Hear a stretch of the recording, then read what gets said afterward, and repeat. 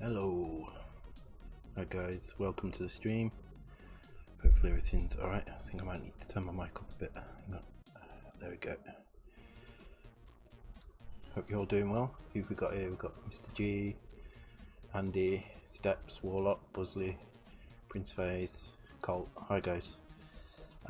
Yeah, so tonight we're going to do just a simple cart loader for the cartridge that I'm going to give out, which is this thing.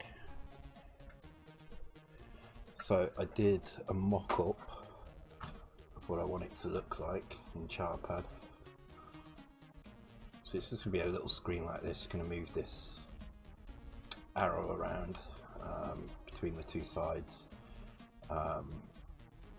picking the 3 games that are going to be on every cartridge and then custom ones.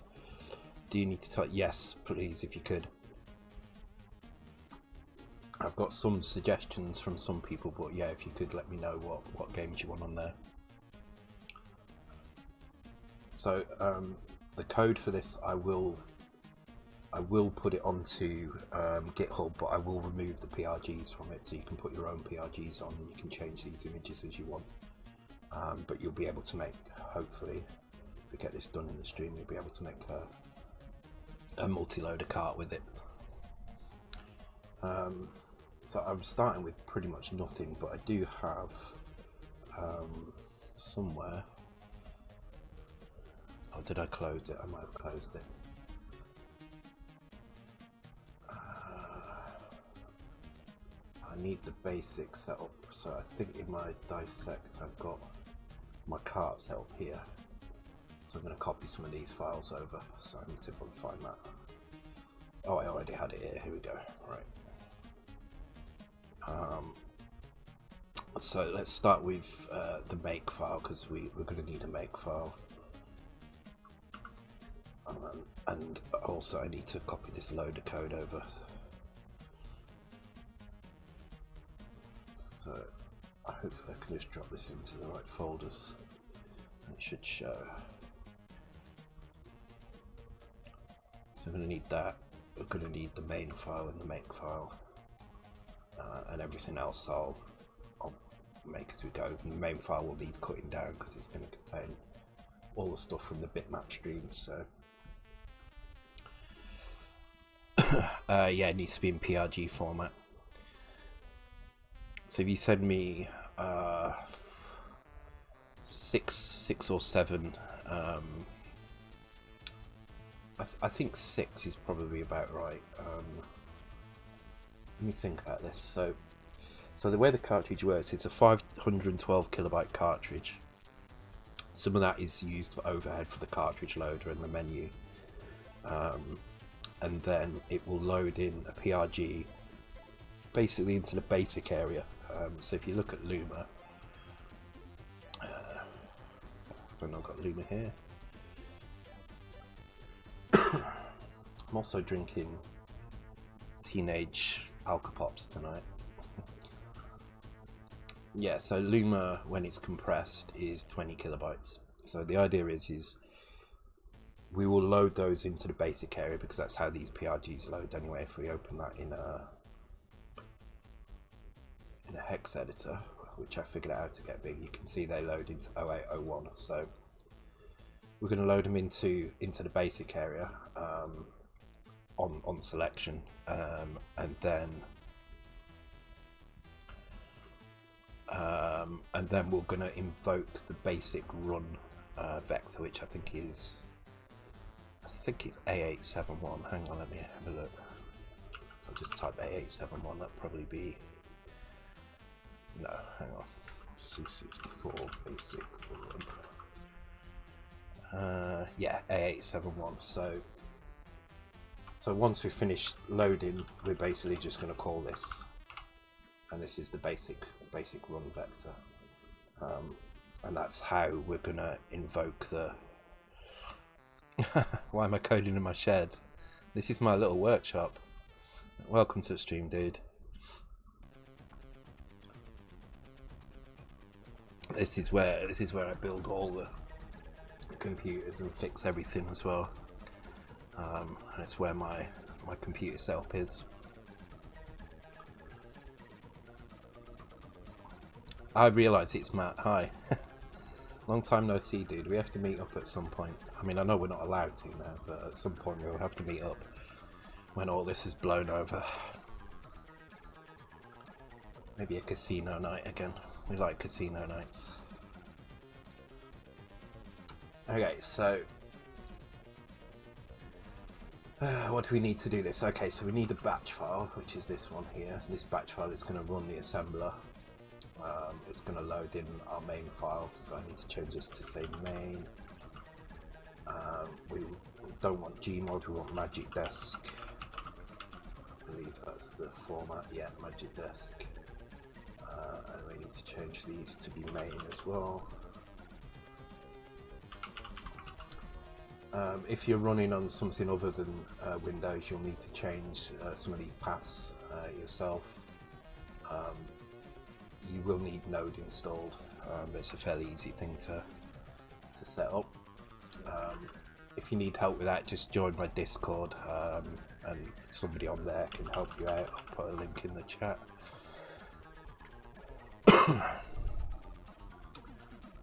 Oh, before we continue as well, I'll show you how well Luma's been doing.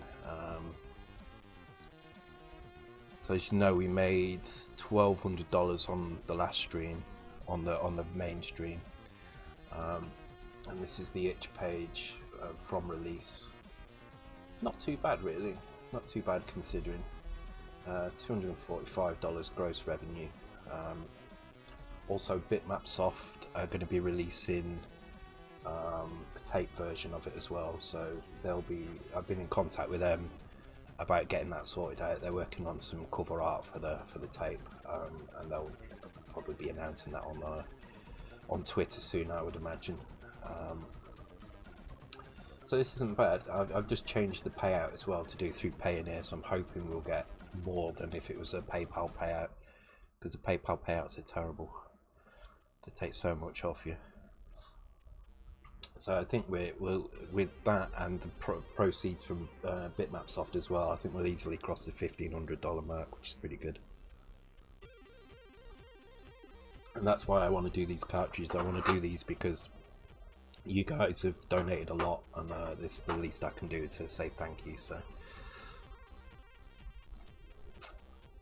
okay, let's take a look. So this is going to build our file. It takes this input file, and it's going to output it into bin folder. And the next line is going to run a node script, which is the Cartify script, which is going to turn the CRT file that we output into an actual runnable Magic Desk cartridge. And then the final line just tests it in Vice. So now when I press F8, it will run whatever we've got in here. I think I can run this now. I don't think. Yeah, I mean, this is just going to fill the memory up with junk and then run, but we can test to make sure it's working.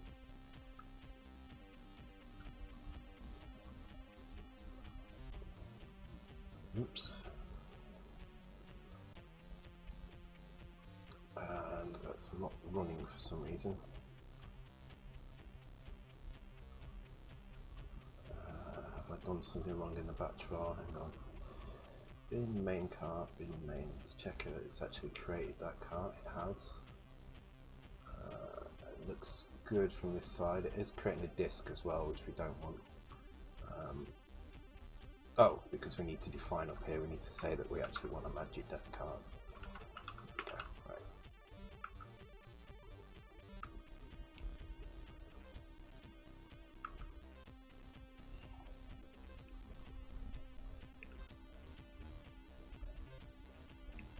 Yeah, sales is just under $250, plus we made $1,200 on the stream, so we're looking towards $1,500 towards the cause, which is pretty good. Plus whatever we make from tape sales as well.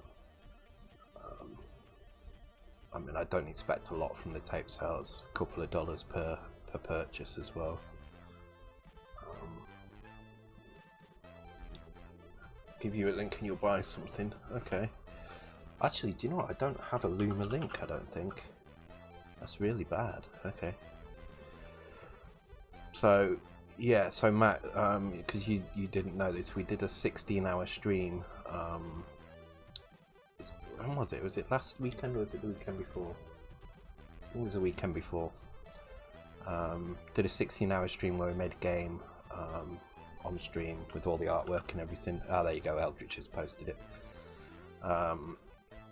We crowdsourced all the levels, so all the levels were made, well, the majority of the levels were made.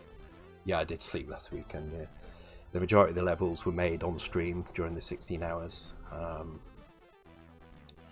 Yeah, I was wasted. Once I started drinking the tequila at midnight, I was absolutely knackered. The music was made on stream by Richmond Mike, a great musician. The art was made on stream as well by Help Computer, who passed it to me towards the end of the stream, and I put that in the following morning. The following day, actually. In the morning, I was very much asleep.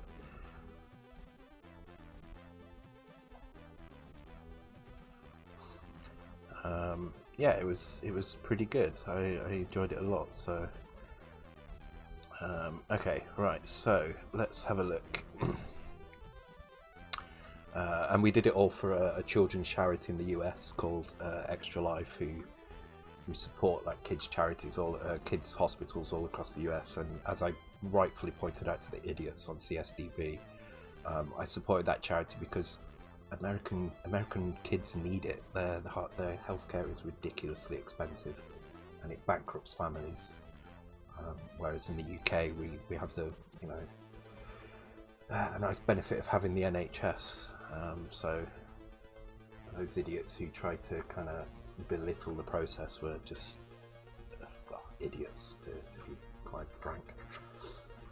Okay, so we don't need the D64 stuff because we're not doing disk.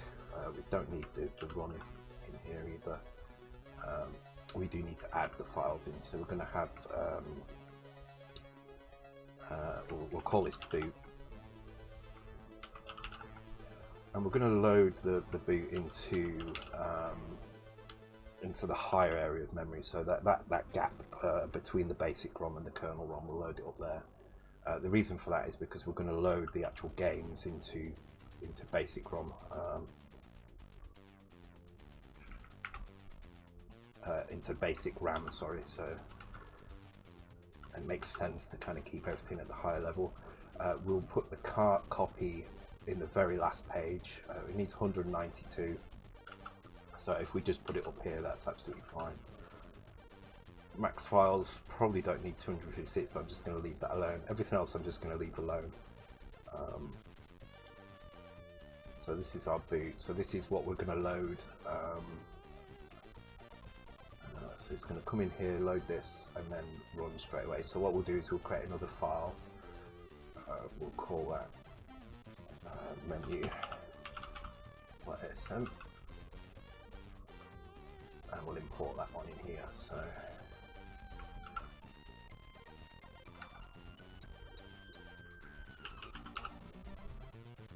it could just be like so. There we go. Right, so this is what's going to load first, and then we'll put all our games in here. So as we add the games, I need to add them into here. They're all going to look exactly the same in terms of the start addresses. I'm just going to give them numbers, so it's nice and simple. And they're not going to contain anything. They're going to have a start address of 0901. Sorry, 0801. Like so. And they will just be called Game 01, 02, and so on.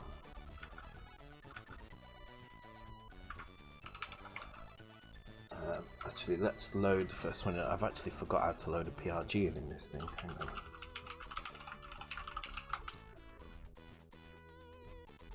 So let's start by just trying to load one in directly from the menu and run it. Make sure we get everything working correctly in that.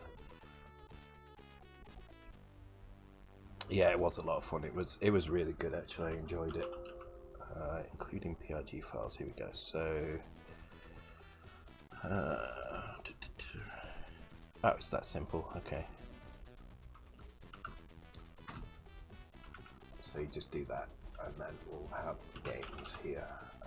We'll start with Luma. We'll put that one in, so make a folder.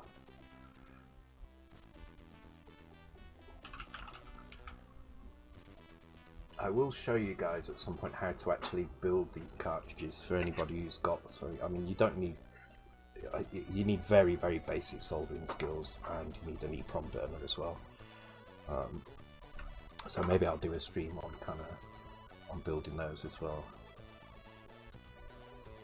You're very good at being distracting, yeah. You have a C64, do you really? That surprises me. If you've got a C64, yeah, as Andy Magic Knight says, you'll need some kind of card reader. There's one called SD2 IEC. You can look that up. That's a fairly cheap one. Sorry, that should be IEC, not. Oh my god, I can't even type properly. Or you can go a little bit more, and you can buy cartridges, ultimate cartridges, which cost a little bit more, but they do allow you to load everything a lot easier. Or if you're into messing with the Raspberry Pi, so I've got it here. Maybe I've got it here somewhere.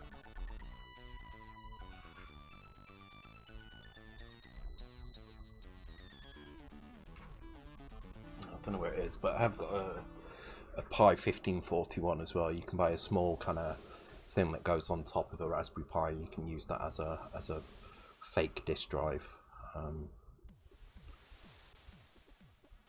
Okay, right, so let's put a game in that folder. So let's put Luma into there.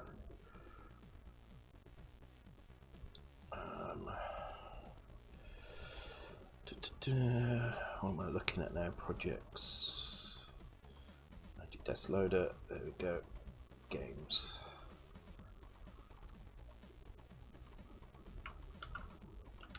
Let's load Luma into that. Right. Okay. So that's going to load our game into a bank on the cartridge, which is going to be in this location here.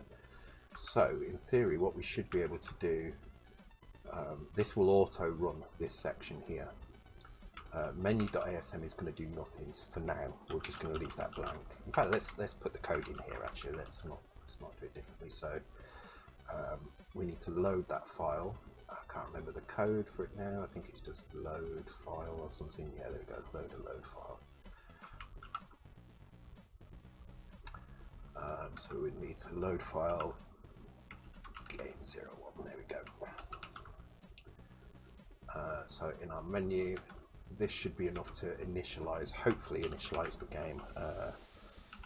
871. This is our basic vector. Okay, so in theory, this should load up Luma.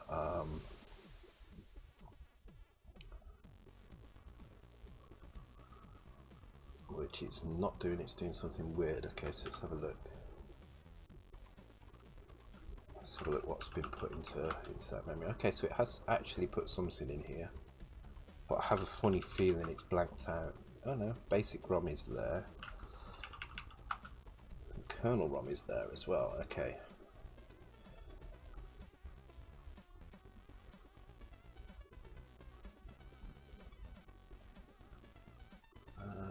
Interesting. Do I have to turn something off? Maybe I have to turn something off. So that's why I want to do this test first. I want to get it running one. If I can get it running one game, then the rest is going to be super simple. So I probably need to set a memory address in 01. So we want set our interrupt. Always like to just set that flag anyway, just for safeties. Basic ROM visible, base kernel ROM visible. So 11. So we want to store 33.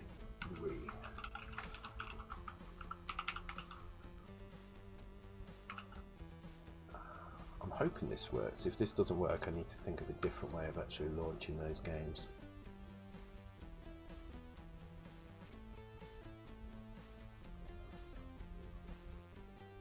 it's doing something. Seems to be getting stuck here, so let's just see what happens if I put a breakpoint in. Let's get rid of car load, don't do down well. Stick a breakpoint in here. I've never actually done this loading PRGs before. I always load something ready, kind of formatted. So it has got to this point. Now if I go and have a look at that location, I can see what the value is. So it's 2061. So if I just try and jump to that address, which is 08 OD.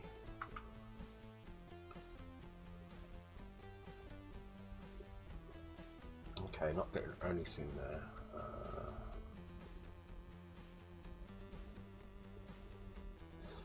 So I did anticipate that this could be a problem, and I actually got, is it this one? Yeah, got this code. So this is the Magic Desk cart generator that is available on CSDB. So I'm going to have a quick look through here and see what they do when they run the program. I was hoping it would be as simple as running that, but maybe not. Read screen, find first drive, no. Normal Vic, load via key, prepare run, here we go. Load basic vectors, initialize basic RAM. Okay. So maybe we need to do these things first, so let's try putting them in. This one here. Oh, I guess because we haven't initialized basic, so kind of makes sense. Because we've loaded from a car, we haven't gone through the usual.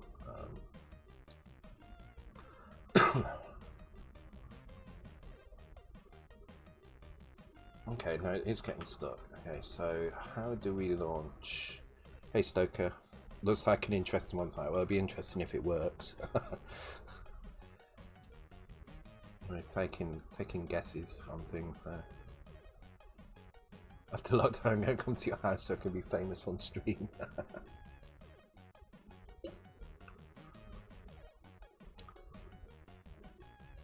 Not as easy to distract as Hazemaker thought. He's trying to have a second bottle of wine. Yeah, once I get the wine in me, it becomes really problematic. Okay, so why isn't basic? It takes a big drink over there. That's true, that is true. Right, okay, let's see. Launch basic from C64. Let's have a look.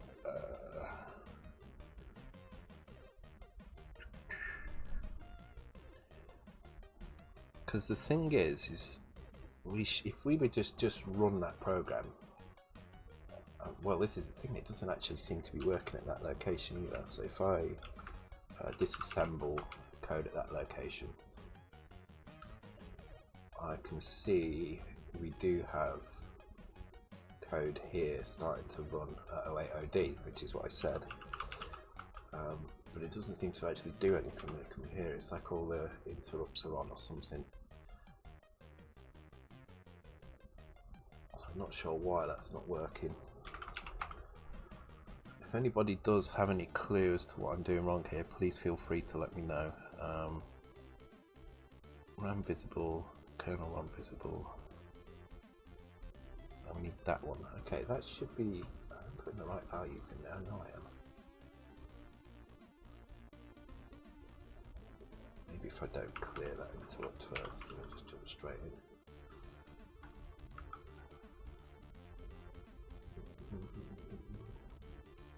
How's everybody's quarantine been anyway?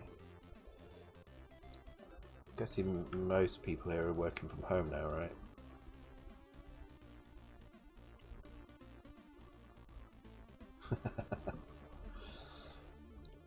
Oh, you should play with the C64 mouse, it's really good. There's some amazing games on it. Oh god, why is this not working? The code is there, but it's not going to run immediately. I'll tell you what I can do. I can check out, I have got .cosmos, which I did create a cart loader on. I don't find where the cart loader is now, because I can see exactly what's going on with the cart, and it's not here. God, where's the entry point for this then? This isn't the neatest code in the world. This is one of the first games I did coming back to the scene, so see that one.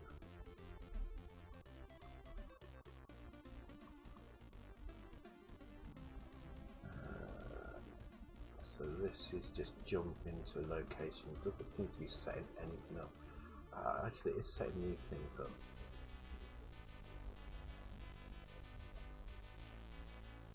I'm going to do all of that. I think that might be.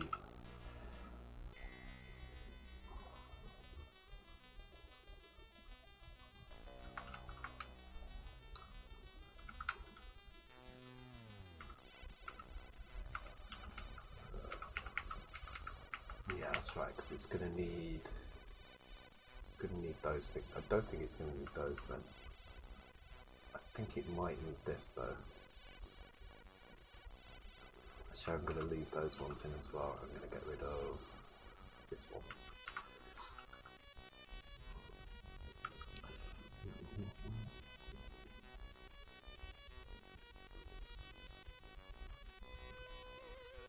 Okay. Oh, because now it's looking for.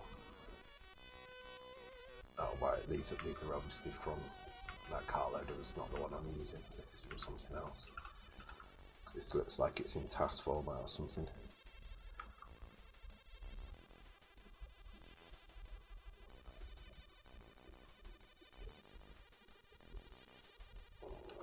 Okay, something different's happened this time.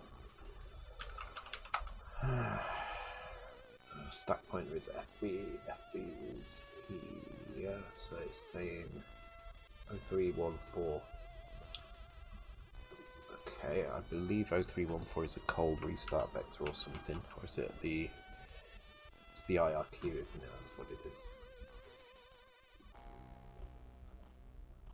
So I feel like we do definitely need to set interrupt disables here.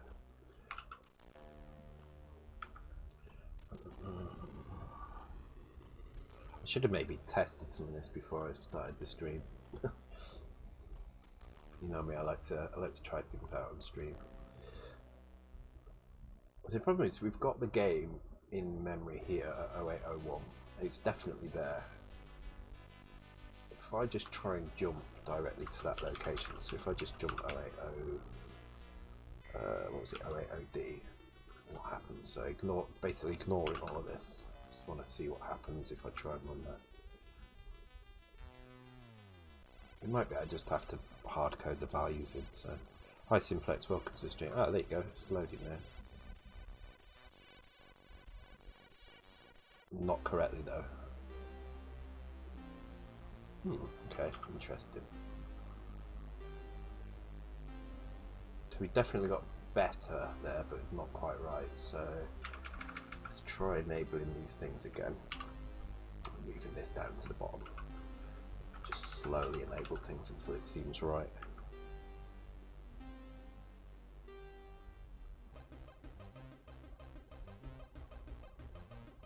Okay, so there's a failure there.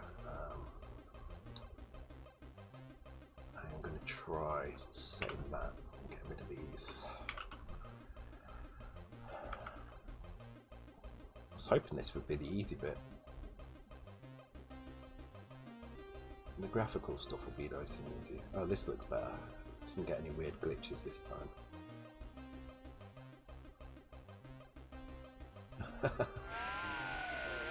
Thank you for the follow, Simplex. The C64 network capabilities, you can get stuff for it. So the Ultimate 1541 has the ability to plug network into it, and also the Ultimate 64, which is a modern board, has that capability as well. I mean, I wouldn't expect much from it. The board rate is ridiculously low, but you can do stuff with it. But you're not going to be watching YouTube or anything. Interesting, you can on the Amiga. Amiga's actually quite a nice media system if you set it up right. A VIC-20. Wow, you didn't have a 64 or a VIC-20 because you're too young for that. Yet you've gone for the older of the two. It's impressive. There's some good stuff coming out for the VIC-20 as well, though. So, okay, let's have a look. So I think init IO, prepare IRQ, init memory. Okay. I feel like one of these somewhere is going to be. Okay, I don't know what this is. This is the old. I think this is where I got the cart stuff from, the original code for it. So somewhere in here I've probably got a cart set up. God knows where.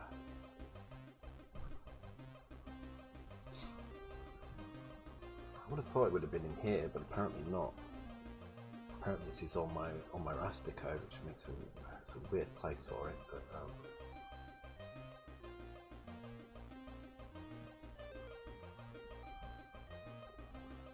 yeah, my organisation back when I did .cosmos was terrible. This is messy.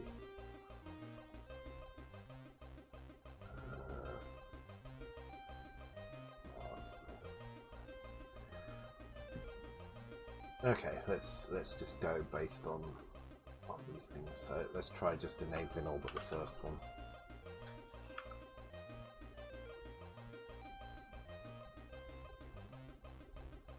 You can access 1591 alternate disk selection menus. Yeah, you can with a Tamat claim, which I've not got set up at the moment. If I had it set up, I'd show you how it works. It's really cool, actually. I like it. So that one's not working. Init memory, init IO, and init video. Let's just try enabling these one at a time. See which one's breaking it. So let's just start with that one.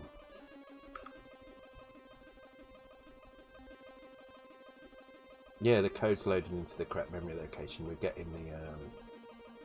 Okay, looks like the last one is doing it. No, that one even. So that one seems to not work. We are getting the correct flashing stuff. It's because when you load a cartridge, it changes the PLA lines to only load cartridge ROM and not basic ROM. So we're getting a weird mix of things going on. So it needs some things initializing and other things not. Just trying to work out what those things are.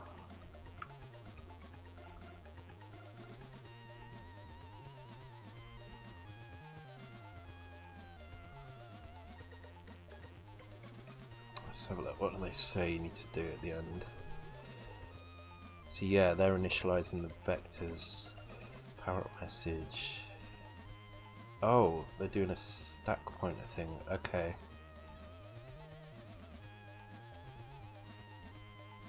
Alright, I'm going to copy that entire block. I'm just going to try that out. Okay, so we definitely need to do that at the end. This is what we need to do. So obviously we need to kick assemblerize it. So we'll get rid of these, don't need those. This is loading the code into the right place. I'm not sure what this is about. But actually we can probably move this down to here. So we'll do this last. So we'll load the file in and then we'll jump to that location.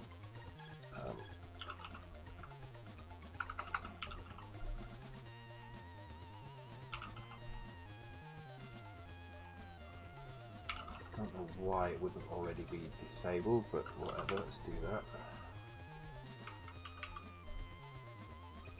I think it might be to do with this stack. I think the stack has to be set up correctly for it. So that what this command, this TXS is doing is it's setting the stack pointer to point to a very specific point. Now, whether or not that's going to work with my loader, I don't know, because there's lots of weird stuff going on, lots of macros being run, which may break all this, but let's give it a try.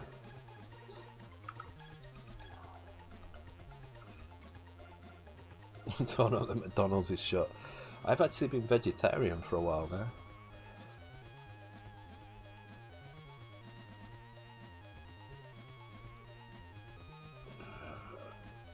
Okay, it's still not working. It's done something weird, but it's still not right. Yeah. I've been trying it out this month, and it's been I've got kind of problems in my gut, so it's been helping me out with that, and it's been working quite well. So probably going to stick to it for a while, at least, anyway. That still didn't work. I don't know why. Copy a program from ROM to RAM and auto start. Okay, let's look at this one. So they're doing the same stuff. Setting these vectors, yep. Setting the same things. FD83, FD50, FD15, F45B, yep. Load basic vectors, knit basic RAM. I see it's doing different things on this second one. In fact, they're commenting down on this second one. In fact, all of that is commented out. This is just the same code I had before that was failing, so try it again. Yeah, stop meat or stop drinking. Pass me a potato. Yeah, indeed. I don't understand why this is not running. So this file should auto load. If I was just to put, let's just make sure that that code is actually loading, right? So let's just put this in. We should just get a flashing border. So let's make sure that's happening first. Okay, if that's working. So then the question is, why is it dropping out? Ah, maybe it's a weird interrupt thing. Okay, so we can load this file into memory and we can start trying to load it.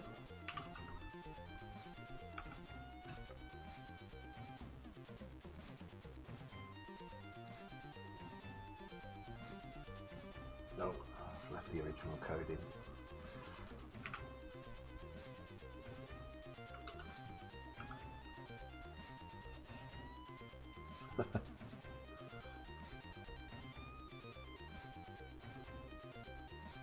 Yeah, it's doing something really strange with the video RAM and stuff.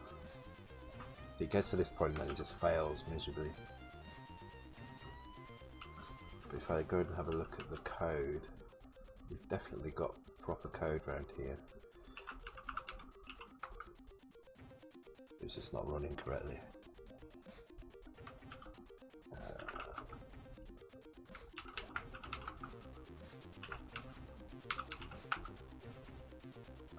Bizarre.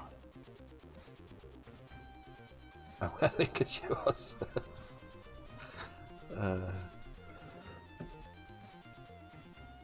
God damn it!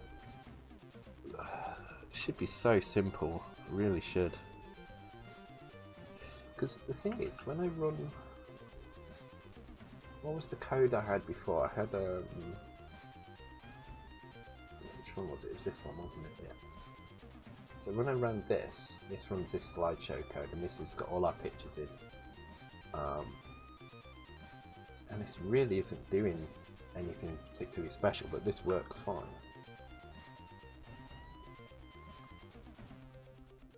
Bitty, there you go.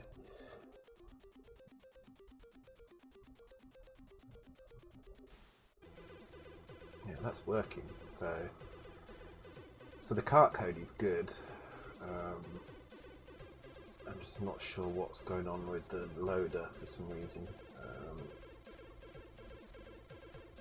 Set current character of base start rating -1, print basic start rating. Press drive. Cart copy does all of this. Oh, hang on.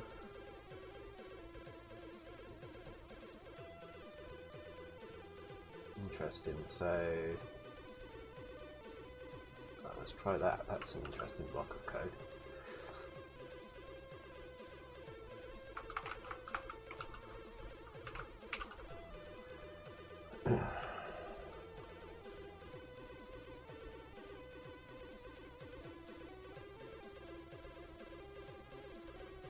God damn it, why is that not loaded? Okay, I'm gonna do this for about another 10 minutes. If I can't figure it out, we'll do the menu stuff, and I'll work out the other stuff after the stream.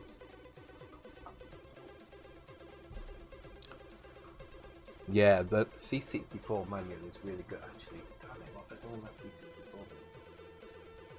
I thought it was over there, but apparently it's not. I do love the original kind of coding manuals, so.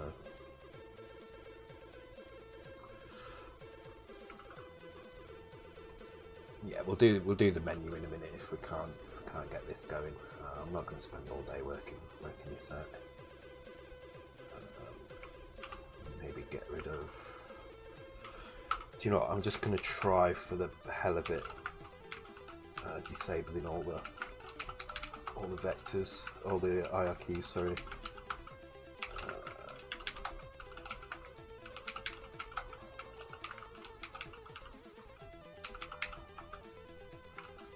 Probably unnecessary, but let's try it anyway. Could just be something as simple as that, and we are going to have to set vectors up, IRQ vectors up anyway for.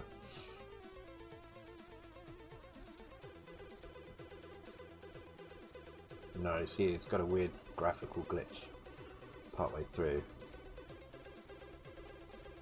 I'll just make sure my model settings are correct. Yeah, oh, okay. I've been doing some NTSC stuff today, so. Hey Chiz, welcome to the stream. Oh Chiz, so actually me and Chiz, as most of you know, work together. That's how I know Chiz Wicked. But we also worked with Rusty Games as well. So Rusty Games will know Chiz Wicked. I think you can remember a Hungarian that we used to work with at OpenBet.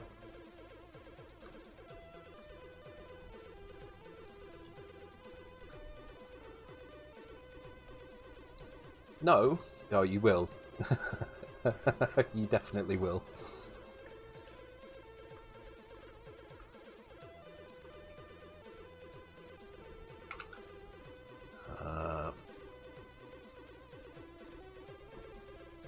Right, let's find out what the hell is going on here.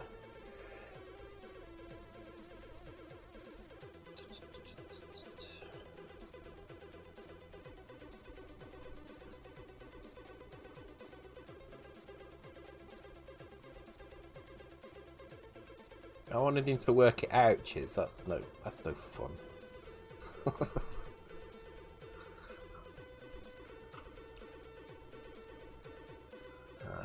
Okay.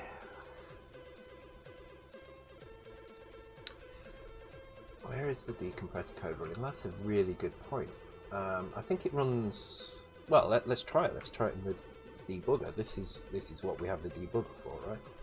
Now I've built a cart, so I'm going to have to load the debugger manually.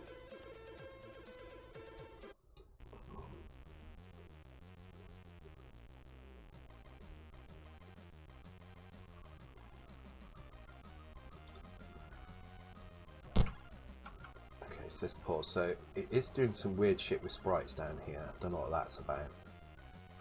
Because it seems to have enabled all the sprites. It looks like the code is running at 0100, which is kind of what we'd expect for most decompressors. And that should be fine. There is nothing we particularly need. Oh, actually, I wonder, can we just drop something into the stack and tell it to...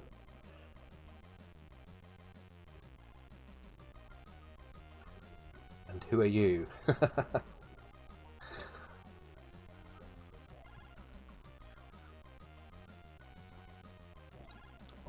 You'll definitely remember him, Chiz.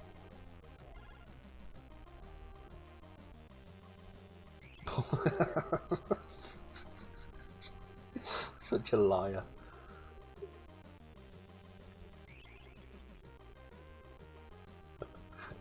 He's not. He's pulling your leg.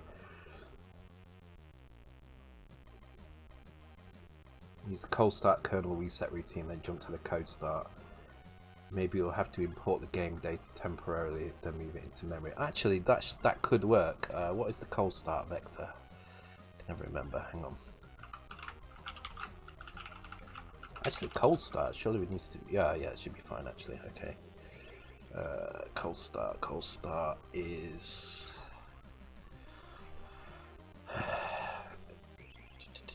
FCE2.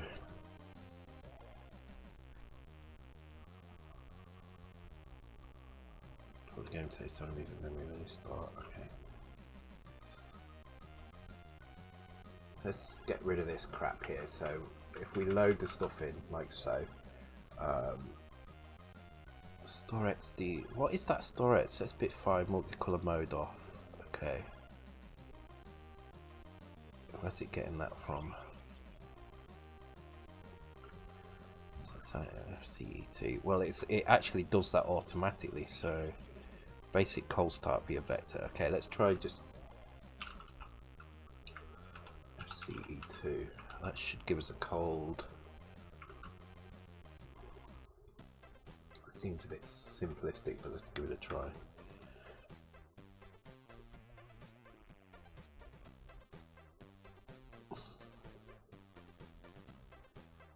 Oh man, what the hell?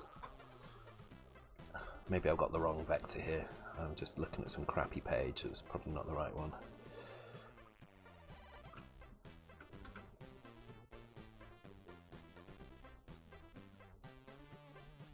So look. Cartridge auto start. CPU will load the reset vector from FFFC, FFFD into program can continue from there. If a normal cartridge is present, it executes the kernel and checks for a cartridge identifier string.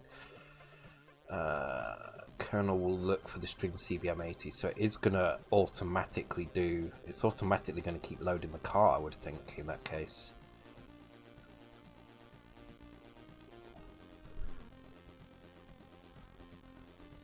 Yeah, it's ridiculous. I've definitely done this before, but I've not done it in this way. I've done it as a 16K car. It's a little bit different.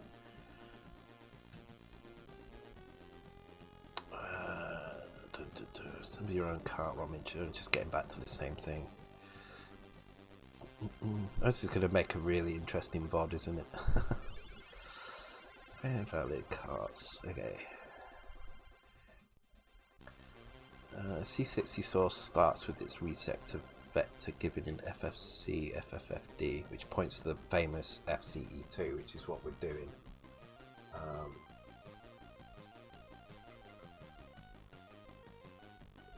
Like if I do that and put a break there, do I actually break or do I crash? That's what I want to know. Known as epic, I love it. Okay, that could be because kernel's banked out, so let me check F. Oh no, kernel is definitely there. And we're setting up the stack. Jumping to a few things. It does have cart here though. So maybe it's not the cold start, maybe we need the warm.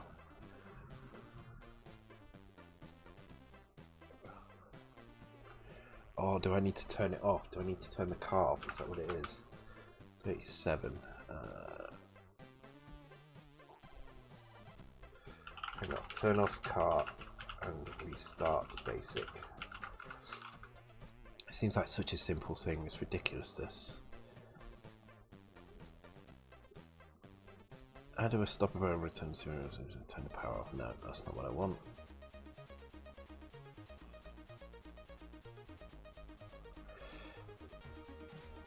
Yeah, the decomp, but it should bank everything back in when it's finished. It doesn't. Pretty sure it doesn't break anything when it's done.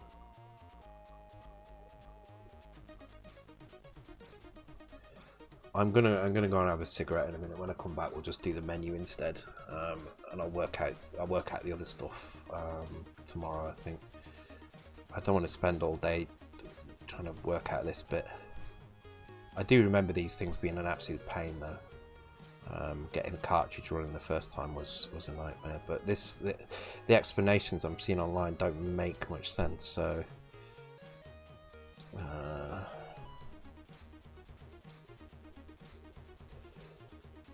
I mean, it's So I've got a page from RGCD, how to create valid cart images. You cannot use basic routines when a cart is inserted without weird tricks. Okay. You may map in ROM without expecting it. You should also be careful about use of kernel routines. Some of them sweep across basic code. Code required for proper initialization. Yeah, I feel like those lines we had were correct. I feel like these lines here are spot on, but for some reason it's failing, and I think it's failing because my cart loader, which is here, actually does some of this already. So the cart loader has, if I remember rightly, where is it? This bit here. So this is the startup code that it runs. So I'm already doing that stuff.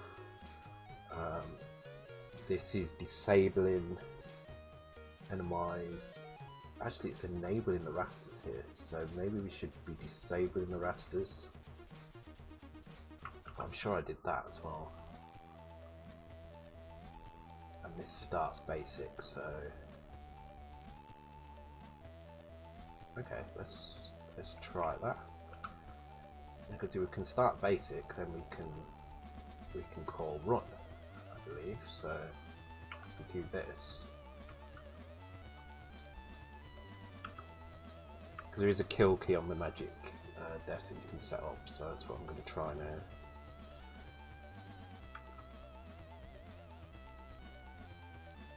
No kill, and to get rid of that line because that doesn't exist. FD DC01, which is the key. That's the key. Those are CIA timers. Should, in theory, I think, be able to do this. Don't need to do that because it's already done in the other routine.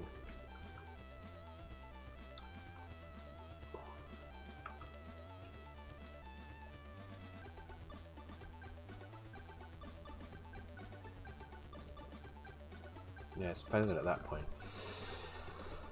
CBM, so you would have to reset to a normal non-cart environment, wipe that CBM and then reset. Yeah, so this is the code I wrote for the code loader. So this has the CBM80 here, which is this bit. Then there's this. Actually, yeah. So there's this block here, which does the stuff we were seeing in the other routine. However, it is enabling rasters as well, so maybe we need to do this first to stop the rasters happening, because I think where it's failing is it's jumping into that that area of memory where the vectors for the rasters are called from the kernel. So I'm thinking if I just do 0 there, keep the CIAs disabled. I'm not even sure what this is. Okay, let's try. Like I say, I'm not going to spend too much on this. We'll go and do the menu very soon. Yeah, it's just failing at that point again. All right, I'm going to go and take a quick break.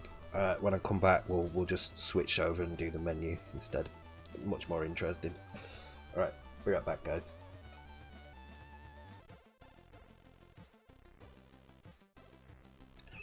Right, I'm back. Let's just do the cart menu instead for now. Can work that bit out later. Hopefully the cart menu works alright, should do. So let's get rid of all of this, the stuff we don't need. And we'll move this into a function of its own. Let's call it load game. And we'll pass a value into here, which will then launch this code.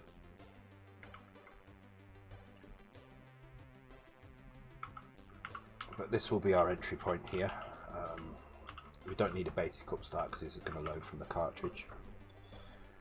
So first thing we need to do is import some other stuff for this, so we can create some more cartridge banks that contain these things. So I'm going to export the screen. So export map.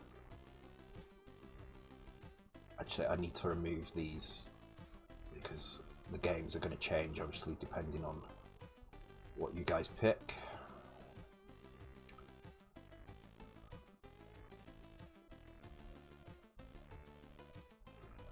So just and that arrow as well. There we go. So export that map.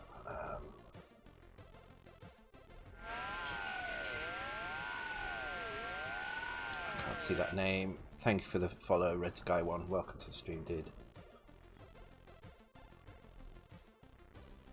Let's go folder called assets. Let's put some stuff in here. So this is our let's just call it screen.bin. And then we also need to export the character set and the colors as well. So I'll call it Charles.bin.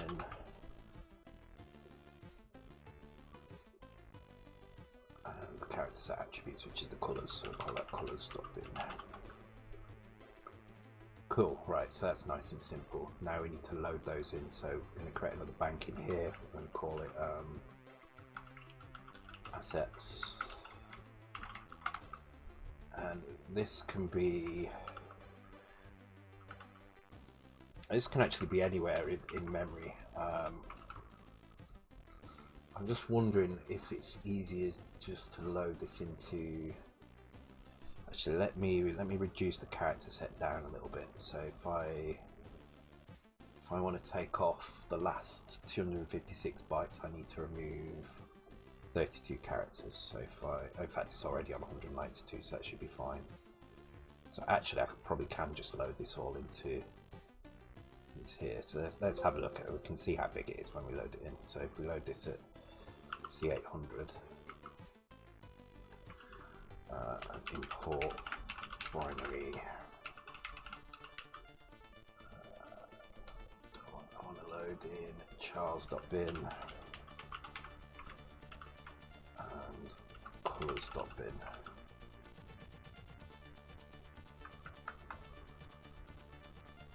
Actually, if I do this like this, I can just load the screen in directly here. And then I'll probably just update the screen individually for each game. Now, the screen is going to be 1000 bytes, so I do need to just add some blank padding in here just to make it a full kilobyte. So it should give us everything at C100. So I just want to compile and have a look.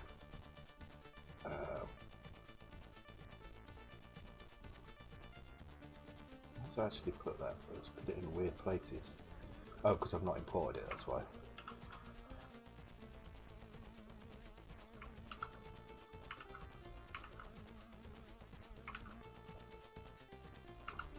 This is assuming I can fit all the code into 1 kilobytes. Could I put special U in color? If you have the word color on your screen, yes. But I mean, it will be spelt wrong, so I hope you don't mind it being spelt wrong. Let's see where that loads.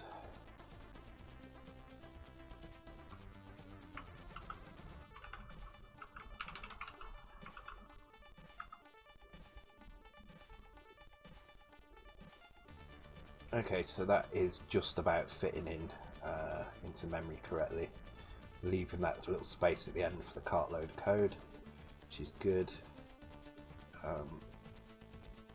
So what we need to do now is import menu, which is correct, and then load the assets in here.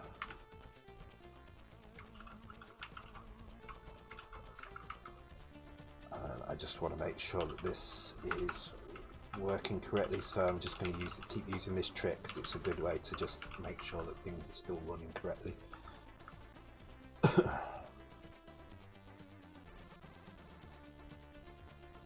Cool, that's working fine. So now we need to set up. So this has loaded our assets in. Now we're going to set up things. So we need to. We've got about 1 kilobyte of space to use. I'm just wondering actually, because this is only graphical stuff, so we could actually probably move the assets down and put them at 8,000 instead. So we did this at 8,400. Actually, let's do it at 9,400. Let's do it right at the end. Because it won't matter once we start loading the game. The fact that we're overwriting the assets doesn't matter at all. We can change the screen to blank out when we load. So we'll load it there. Then that gives us loads of room to mess around with. So let's just make sure that that's working. Okay, so that's loading our code to 9400, which seems to be fine, and the screen's going all funny. So now we need to set the VIC bank to, oops. Okay, so to set the VIC bank, we need to change a value in. I'm going to leave that border change here so we know when it's working. We need to set the value of DD100. We need to set the 2 bits on the end. So first of all, clear those 2 bits on the end. So, and then turn on the ones that we need. Thank you for the follow, Bad Wolf Boyd. Welcome to the stream, dude. Caught us in the second half of this, which is actually going to be something useful. There's got to be a game with colour in the title, surely. There must be a few. Okay, so we want bank 2, which means we need to set the last 2 bits to 0, 0, 1. So basically that, and then store that. So that sets our big bank up. Now we need to actually set the pointers to the various areas. So this is in D018, and we need to set, first of all, we need to set a screen mode, which needs to point to, which is the upper 4 bytes, and needs to point to the second screen bank. So that's 1. Then the bottom 4 bytes point to the character up. No, sorry, not the second screen RAM. It's the 5th one, 6th one even. So it's that. And then the character ROM is at 0, 1, 1. Okay. Hopefully we should see something on the screen now if I actually press the right buttons.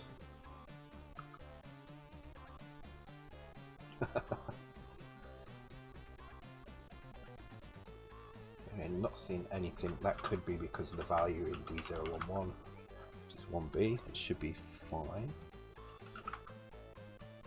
Oh, the screen's at the wrong place. It's at 8800 for some reason. Oh, because I should have set 011, not. Okay, I set the wrong value. That's all. 011. Oh, and the last bit is not used in this, so you need to set it to something. Colour of magic. Yeah, there you go. As long as it's a single PRG, then we should be fine. Okay, not seeing anything. Screen is there. Oh, because we've probably not fit anything in there. Okay, there we go. We do have something. Oh, this is a problem. Now, this is happening because what the VIC is actually seeing at this location is character ROM, not the. So we need to set it lower. We do need to go down. Because at 9,000 to 8,000 you're using character ROM, so the VIC will only ever see character ROM in those locations, so you do need to change it. So that means this needs to be 0, 0, 1, and this needs to be 0, 0, 1 as well, I believe. Yeah. And then just for tests, we'll just fill the screen with white.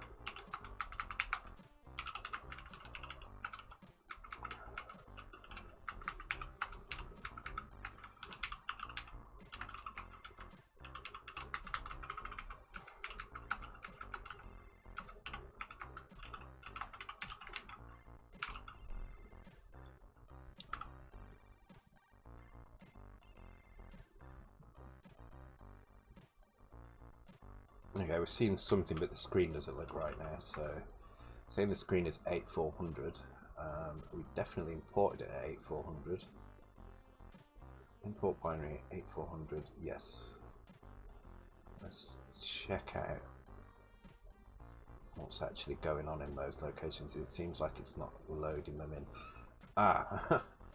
So this could be because we're actually looking at cart ROM now, and I think this might be our loading problem as well. So let's move it again. Let's move it down to 7400 instead. So we're gonna have to change things around once more. Get this right in the end. Okay, so that means we need to change this to 111. It means we need to change the bank to 1110. No, 1101. So, and it means we need to change that bank.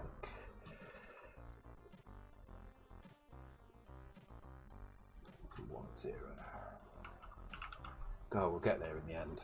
It's not having a good day at all. Oh yeah, and assets is still set, thank you. That's probably the reason. Oh, god damn it. Alright, let's change it back. Thank you. Thank you, Gunstar. At least somebody's paying attention, even if I'm not. See if that works. If not, we'll move it down.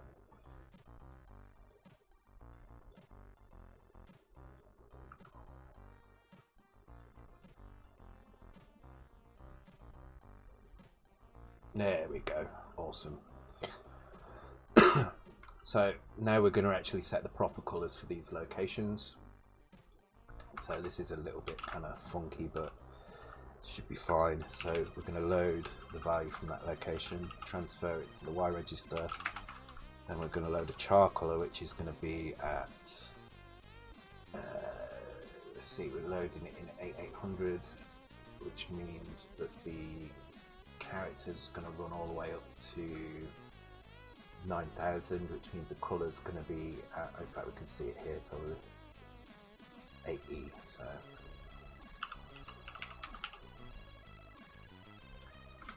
like that. And what I'm going to do is I'm going to create a little for loop to make this a bit easier.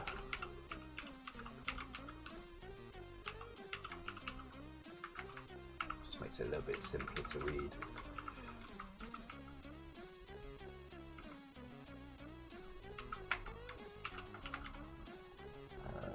Times 100. Obviously this is still going to be in high-res mode, so we're going to have to set the multicolour mode as well. And then we're going to do some colour splits as well to get the colours right, because the three logos have different multicolour modes. I'll put them right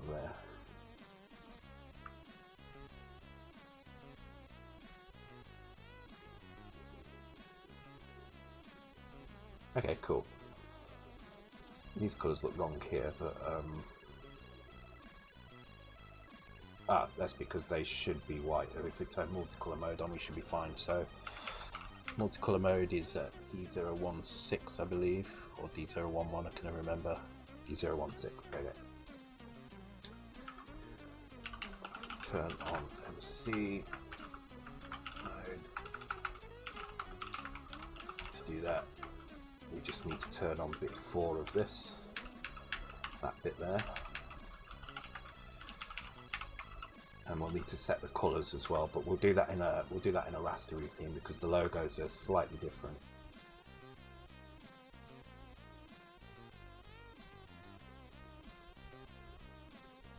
Let's not set it. Why is that not set it?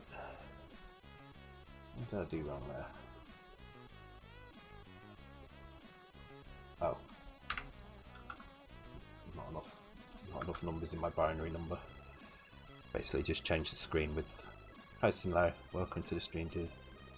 There we go, we're looking a bit better now. So okay, let's create an IRQ now and let's get rid of this flashing border, and what we'll do now is we'll split the screen into 3 zones and we'll change the colours in each zone. So get rid of this, have set up IRQ. Get rid of that set interrupt up there, we don't need it there, we are going to need it here though.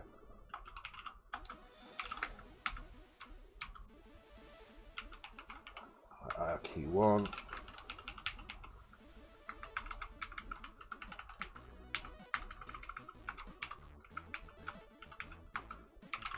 And the first split we'll just do at the top of the screen, kind of makes sense. Need to make sure we turn off bit 9 of the raster. And then we need to enable the raster. And we need to acknowledge the raster. And we can clear the interrupt. And we'll just have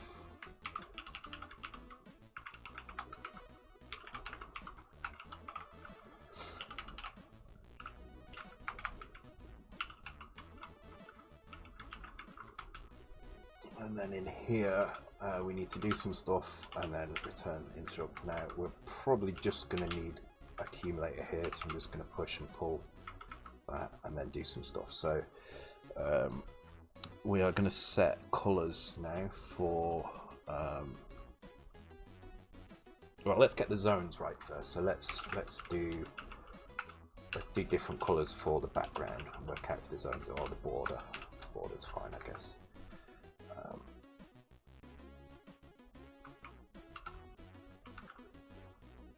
And then I'm going to set the next IRQ here. And then the last thing we need to do is we need to acknowledge that interrupt before we exit.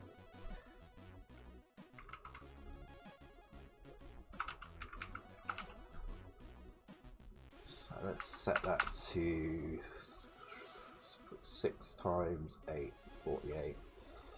So that's 30 plus 30, and let's do it round about there. I think that should be right. Duplicate this 2 times, twice more, sorry. Set some colours, and then this one will be pointing back to the first one, this will be pointing to that one, and we'll advance this by, let's do it there, let's just see what it looks like, and then we can work out the exact.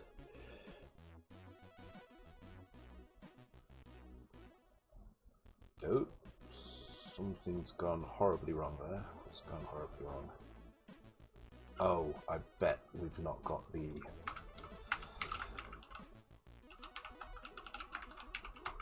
I bet the kernel was enabled, so...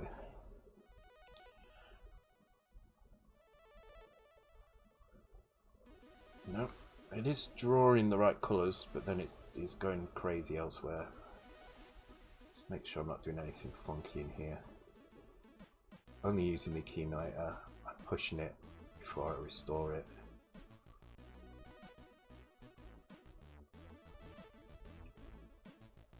This should be fine.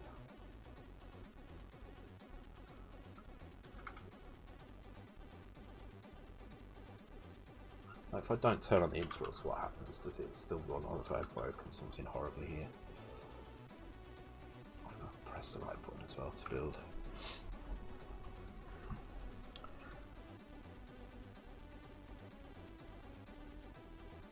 Okay, something weird is going on. 35, let me just make sure that's the right value. I think it is. RAM visible in all 3 areas. RAM visible at A00, yep.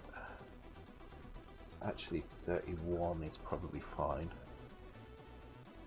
Cause it's only the last 2 bits I care about. Oh, IO area visible, so no, 35 is correct.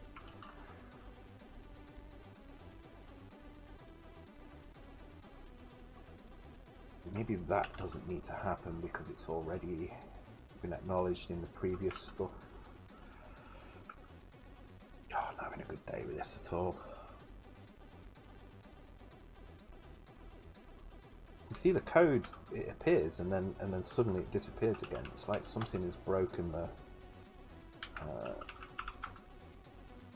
banking somewhere. You can randomize the colours in phase or on a timer. I could, yes, but the logos are a very specific colour. So it comes into this IRQ. Like if I don't do anything here, does this run properly? That's what we'd like to know here, I guess. So if I just do increment the border colour here, do I get a nice steady raster? Is it just the fact it's going into other... Oh, I've got to stop pressing F7.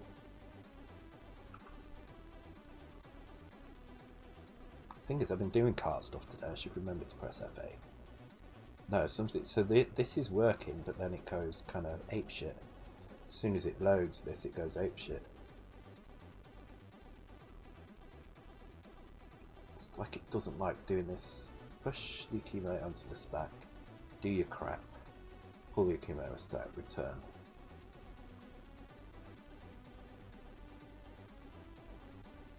This, in theory, I mean, let's get rid of that. But in theory, this should be as simple as it gets. But already, it's causing me issues.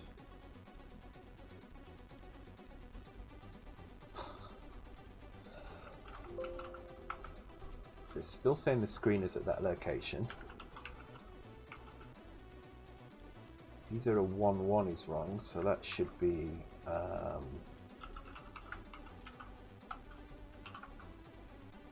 okay, so what is changing D011? That's weird.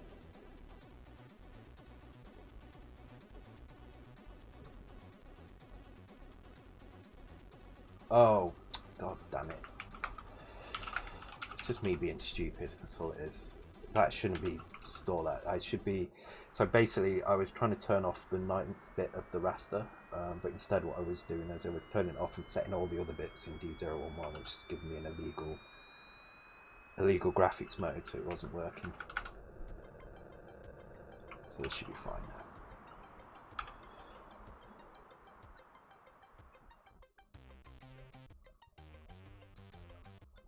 There we go.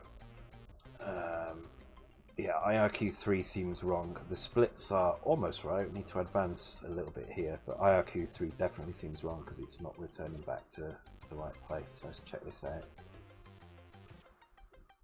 That should be pointing back to 0 again. Right, 62, so this should be probably about 70. And this one needs pulling back to like B0 or something. There we go, right. My god, simplest things.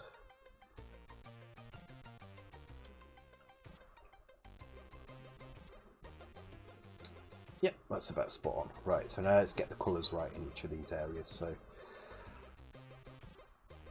instead of doing this now, we will do our actual colour change. So the first one is Luma, and Luma has, I believe, 2 shades of grey. Let's have a look. Right, it's the same as in here, yeah. So 2 shades of grey. So this one.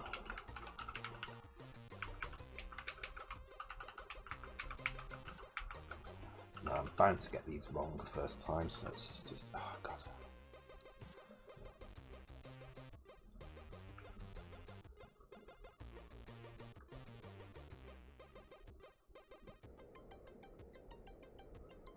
Is that right? I think that's right.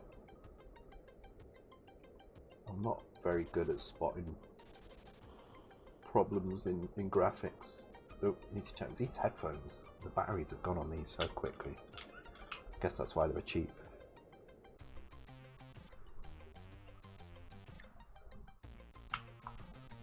Yeah, that's fine. Okay. Then Luna is, I think it's brown and orange, so we will do the animation on these as well, because the blood animate was a kind of nice feature, so I want to make sure that's in there as well. So this was brown and orange, if I remember rightly. We can check that actually if we just have a look on itch.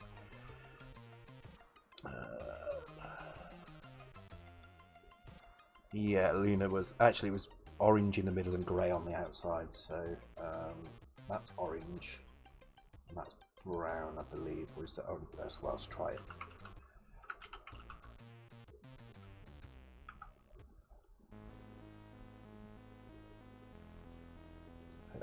Okay, yeah, probably is what it is. Oh, have I just set that in the wrong place?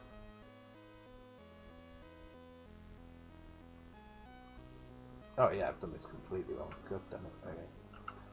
So that should actually be there. This should be here. And then the bottom one I'll work out in a second. I think it's like orange and yellow or something like that. I might have to figure out how to stop it using the battery then. Oh, almost right. That's brown, isn't it? It needs to be orange. So it's 8, not 9.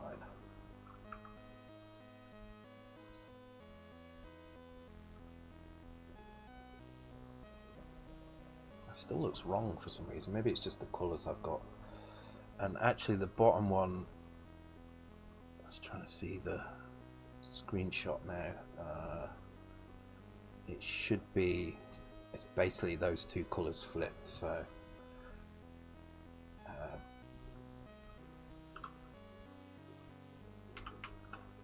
There we go. Ah, wrong button again.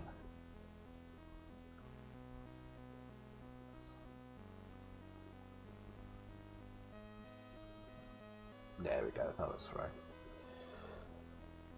Yeah. All right. So we'll animate these tiles now. So let's go and have a look. Where are they? So they are character 109 and 110. So we'll do the usual trick of having a kind of frame update flag, I guess.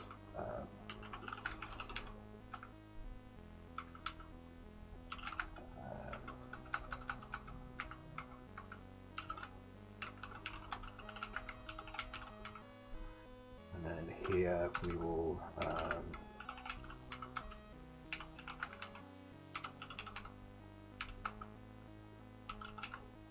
actually we can just do that.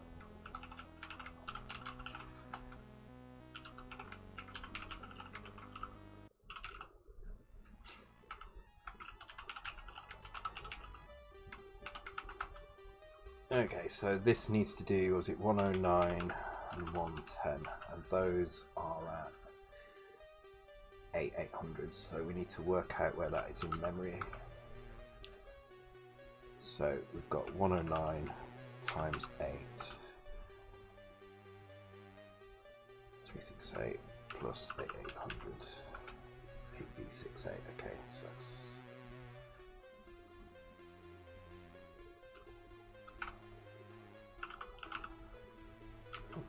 8b70. Okay, so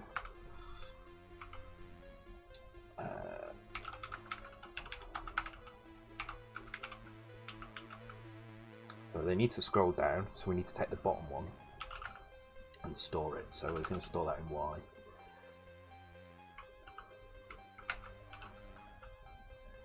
So that will be F. And then we need to copy everything down by one row. So we're going to take, see, we're going down, so we want to start at the bottom and copy backwards basically. So we're going to load. This should be backwards, so we'll start at 7, and then we're going to load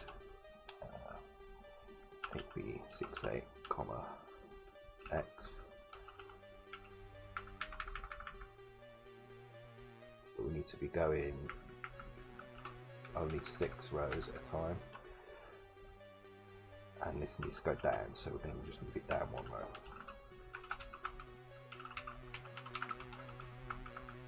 So that should animate 1. And then to do the other one, we just do the same, but with this one. Oh, and we at the end of this, we need to store that at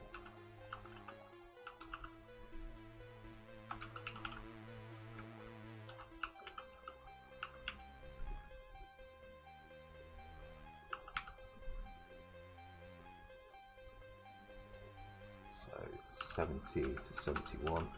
And if I remember rightly, one moves twice as fast as the other one, so I'm just going to duplicate that code so it does it twice. And that should be enough to animate that blood. You might have to slow it down a bit, but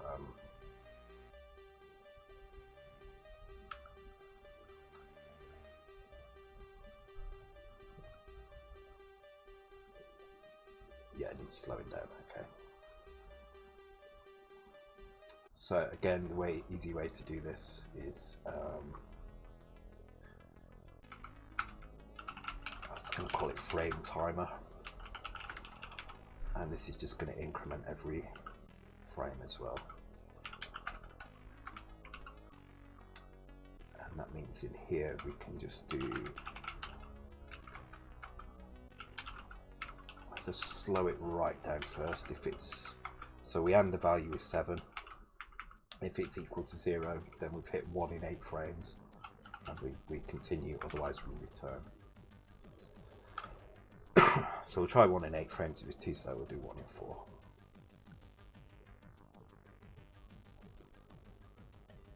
Yeah, it's maybe a bit too slow. Let's speed it up slightly. Let's do 1 in 4 instead.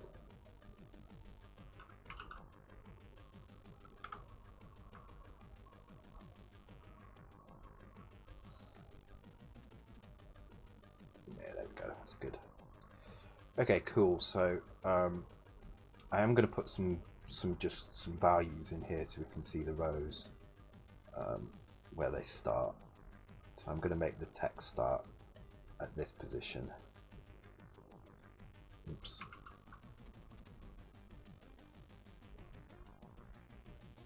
If I get this working, I reckon 8 titles is definitely doable on one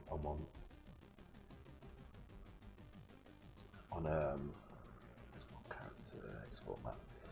I reckon one cart can definitely hold 11 games. I mean, they'd have to be bloody big for it not to. So, I mean, the other option as well, the way the cart loader works, I could essentially not even have the compression. So even if it was 64K, alright, I wouldn't be able to fit quite as many on, but I could get it to work without the compression as well. But like I say, I'll figure out why that's not working after the stream. Just get the menu working.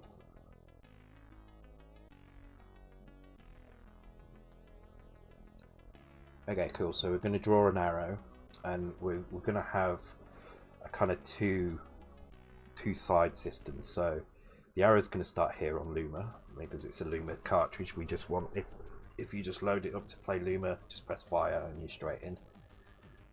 Otherwise, you'll be able to move up and down to move across these 3, and if you pull across, it will move over to these, and vice versa if you go the other way. So we need to know position of the arrow first. So let's work out how to do that. So animate blood, and then update arrow.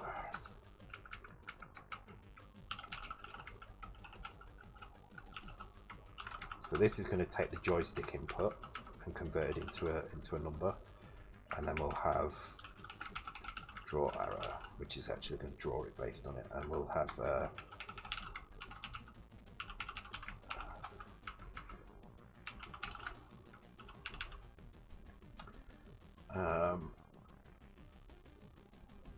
yeah, that should be enough.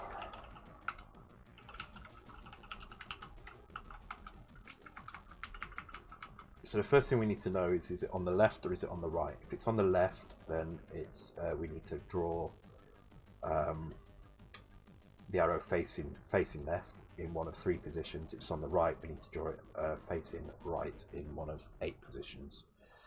So let's start by loading the arrow position and comparing it with 3.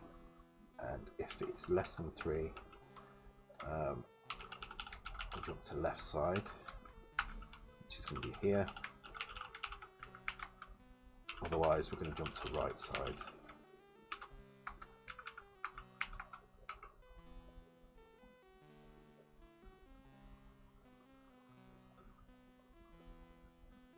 And I think what we should do here is we'll use the accumulator to decide whether or not we need to clear or set the arrow as well. So there'll be one routine here which clears the arrow. So we'll pass a 0 in, which means clear. And then the same routine with a 1 will actually draw the arrow instead. So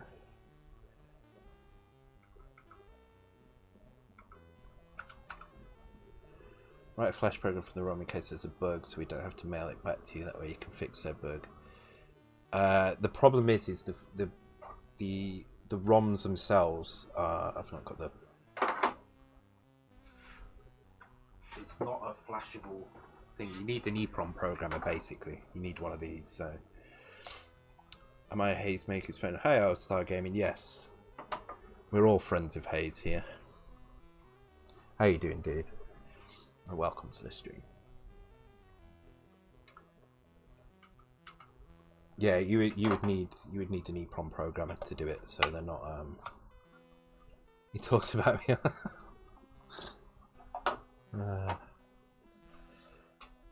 Hayes Maker has no friends. Oh, bless it. Where is Hayes tonight? Actually, surprised he's not been on. I can't see where he is. No.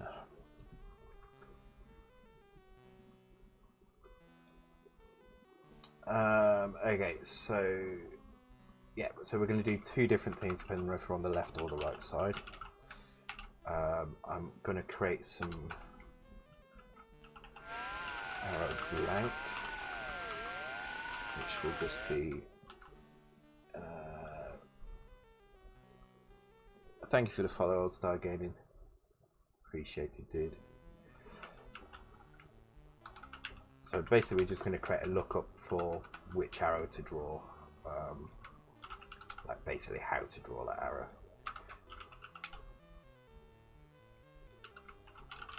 It's just to save us having lots of different versions of the code. Instead of branching all over the place, we'll just draw the right things in the right places. So 61, 62 to face left. So it's this one. So that would be 61 would be 3B. No. Wait, 61? What's that? Doesn't seem right.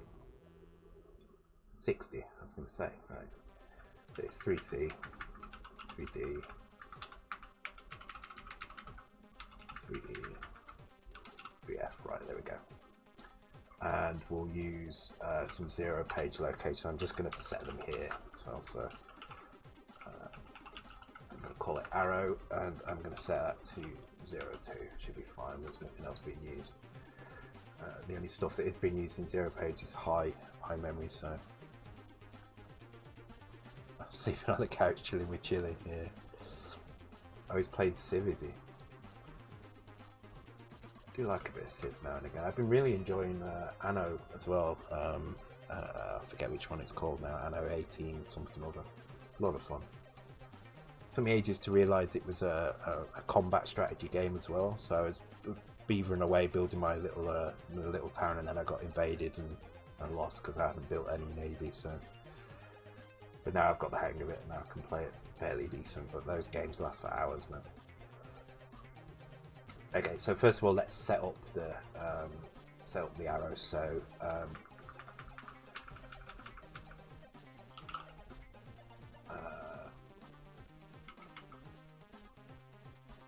let's just put it in the Y register for now, and then compare Y. I don't really do like compare with 0, but it's fine. We'll do it here. If we are on 0, we won't do anything because I'll set it up once here for the blanks. So we'll just jump ahead. Otherwise, we will set up vectors for. Actually, no. This is really simple to do. Actually.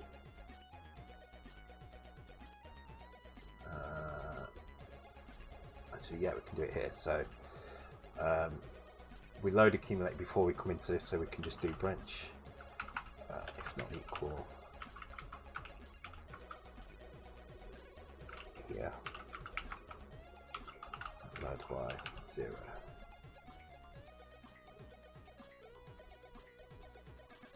Actually, no. Let's do it in that other bit. I'm trying to explain what I'm doing without actually explaining it. So what I'm trying to do is set a value. There's an index into here, so I'm actually going to transfer it to the X register, and then I'm going to compare that. I'm going to start by loading Y with 0 because that's our blank, and Y is going to be our offset into here. So if X is 0, that means we don't want to draw the arrow. We're clearing it, so we're set to 0. Otherwise, we will load Y with our offset to the left, which is 2, like so. And then we need to do the same on this, on the right hand side. But set this to 4, and then we need to set the locations up, so arrow blank.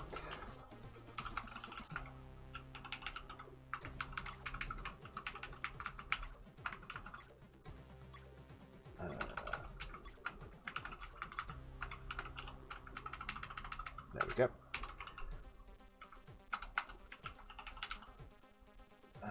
Then we will set arrow position Y table.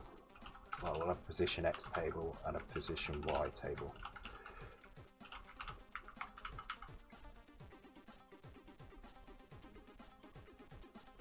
Okay, it's good. Let's put an RTS at the end here because no need to jump out of this on both. Actually, do we need to? Because we can probably just. Okay, I'll come to that in a second. Right, so position X is where we're going to start drawing it. So we're going to start drawing it here, I think. Let's put it in all the right positions. Yeah. And then on this side it's going to be like so. So it's going to be there. So we start with the next position of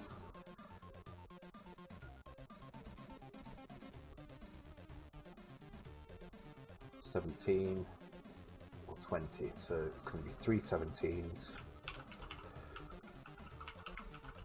and then 8 20s. 4, that's our X position, and then Y position.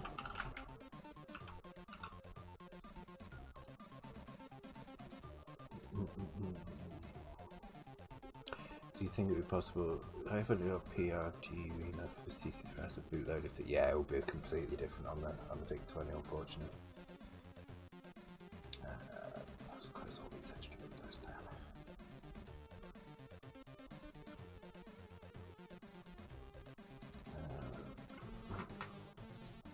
Sorry, 1 second.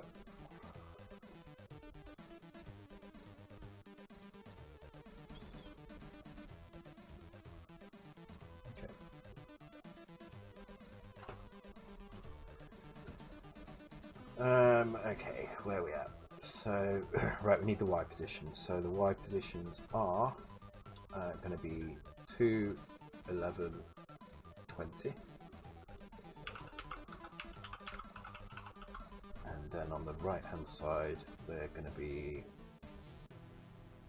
basically 6 and then 2 on from each of those. So 06, 08, 08, 0C, 0E, 0, 1, 2, 1, 4. Cool. This just gives us the X and Y, so we are going to need a screen lookup as well. We're using a lot of tables here, but honestly, I'm starting to really like to. I mean, I know you should try and use tables a lot anyway, but I'm finding them really cool to use at the moment. I'm doing loads of stuff, which is probably overusing tables, but it does make things super fast. I've been doing border sprite text routine to allow me to put 3 more rows of text in the top and 3 more rows of text in the bottom to give me a 31 row display. Only 32 characters across at the top and bottom, but still very cool. And I use tables for that to make it really quickly. So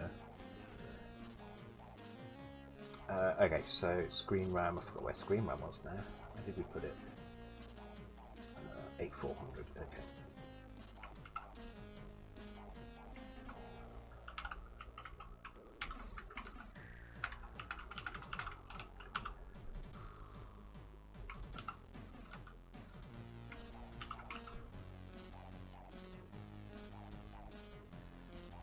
Okay, so we have an arrow, and now we need to grab position. So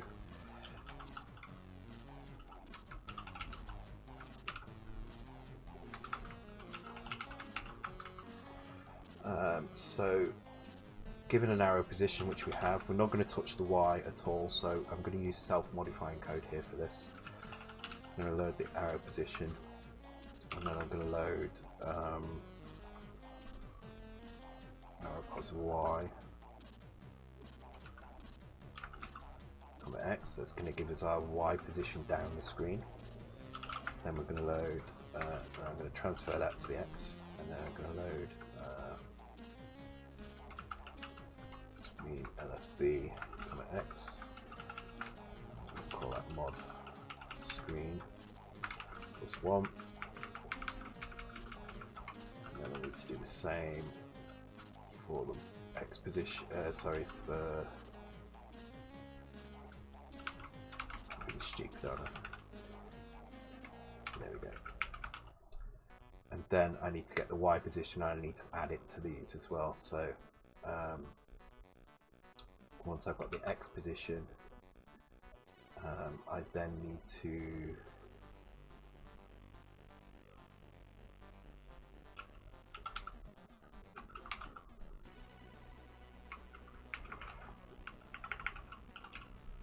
like so, and then load mod screen +2, add 0.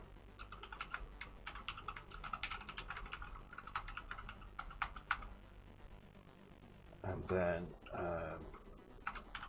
mod screen is where I'm going to store the value that I get onto the screen. And then, actually, I wonder if I've coloured it in white. That's good. So here I would load arrow, comma Y, and store it here. I need to do this twice, so I'm just going to create a little loop here. So I'm going to increase Y, increase X, branch is still prospected here. Okay, hopefully now that should draw an arrow in the right place, and we should be able to move things around. Why is that not loading? Oh, because I've done an ink without actually doing anything. What's that? Oh, screen increase X. There we go. And while I'm at it, I'm just going to put a little marker in here. So I'm using Cartridge, so I have to actually do it like this.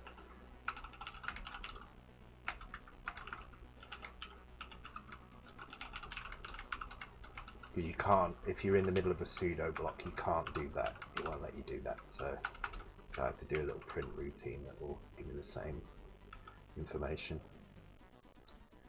So arrow post is C088. Okay, so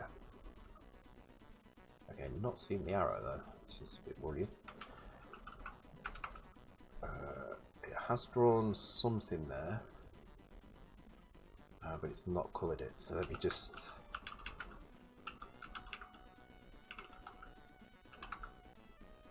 Yeah, I'm not seeing anything there actually. That's a bit worrying. Check our code again. Draw arrow. X is 0. If I can move that Y to up here, I need to do that twice.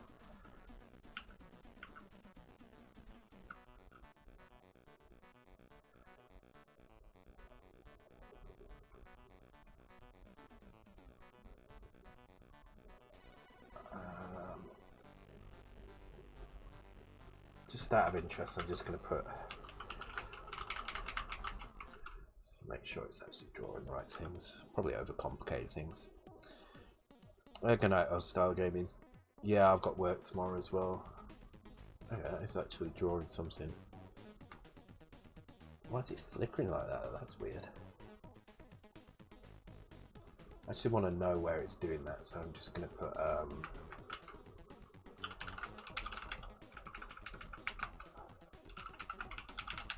want to make sure it's not happening in a weird place. Maybe it's kind of clearing it and then drawing past it.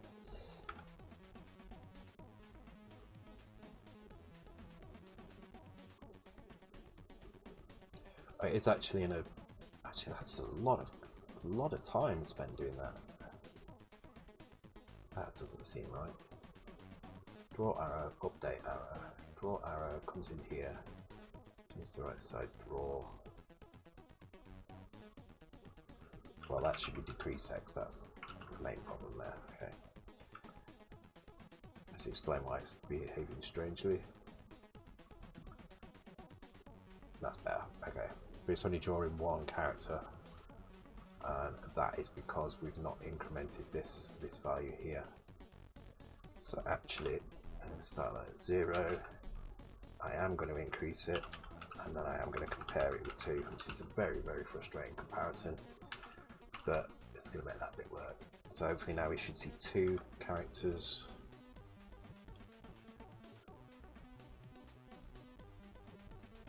Yeah, there we go. And you can't even see where the border is. I'm going to just turn the full borders on.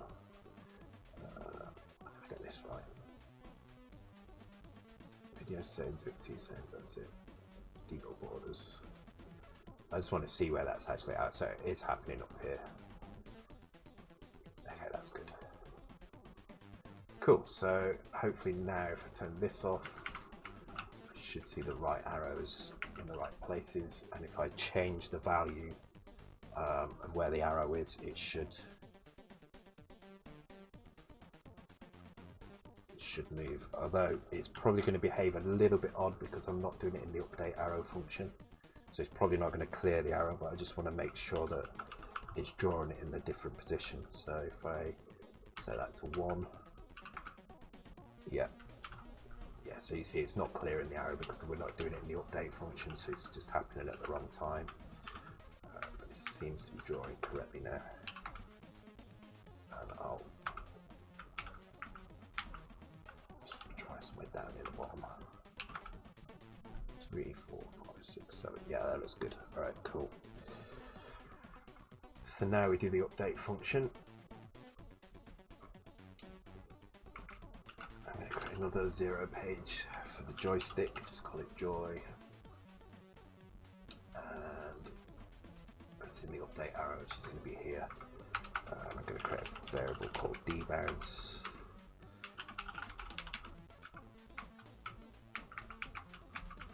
Right, so we're going to load the value in the joystick and we're just going to store it in our location. And then we're going to end with 1F, and if it is equal to 1F, then we can turn the dbounce off, otherwise we need to go and do something, which we do here. So at this point here we can store that in dbounce and exit. If we get to this point, so the joystick is doing something, we first need to check is our dbounce set, and if dbounce isn't set, then we can do something, otherwise we need to return and wait for dbounce to be cleared. So that's our dbounce function sorted, and then at the end here we've done something, so we need to turn the dbounce on. Right, so debouncing is just making sure that if you hold a joystick in one direction, it only registers once, and then you have to release and hold again for it to register. So let's start by doing up. So I'm not going to write constants for all these, just know that up is 1, up, down, left, right, fire, so 1, 2, 4, 8, 16. And it's the lines are held high when the joystick is not being pulled in that direction.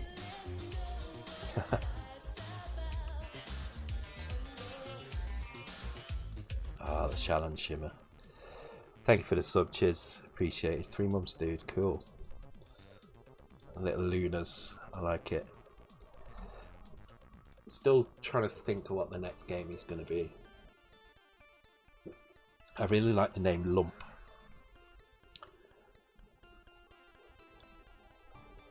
I use debounce and also delay to move the target cursor thing. Yeah, so in Luma there's another thing as well. So in Luma there is a timer, so there's another value here. In fact, I'll do it in here. I'll show you how it works. It's quite simple.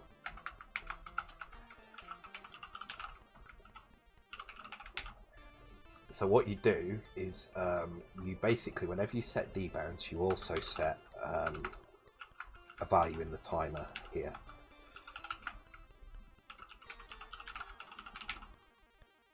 And then whenever you come into this routine, the first thing you do is do it in a register like that, so it's a bit easier to handle. If that's already at 0, then you skip ahead. Otherwise, you decrease it.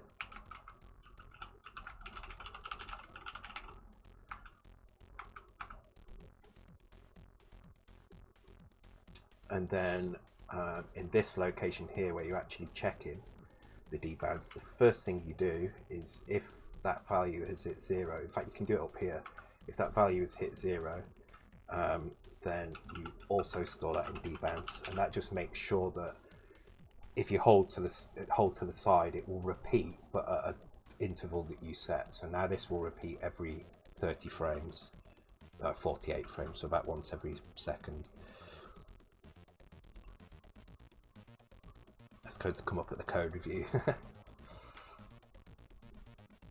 So yeah, it's just a way of kind of making sure the debounce only stays on 1 for a certain amount of time. So this just ensures that if there is a timer set, that when it reaches 0,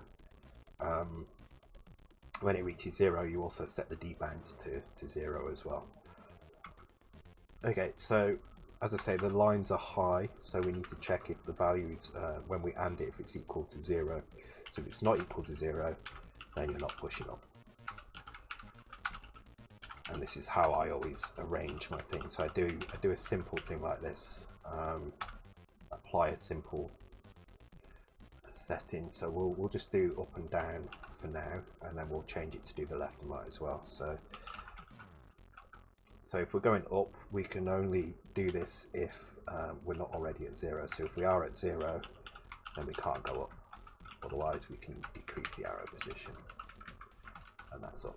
And then down is basically going to be the same thing, but with a comparison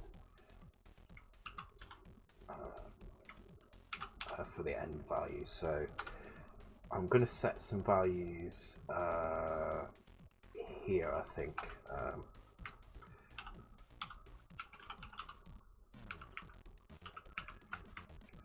I'm going to call it max position. And at the moment our max position is 8 plus 3, so our max position is actually 10 because we start at 0. So the reason I'm doing this is just so that I can include a variable number of games and not have to go searching through the code for it all. So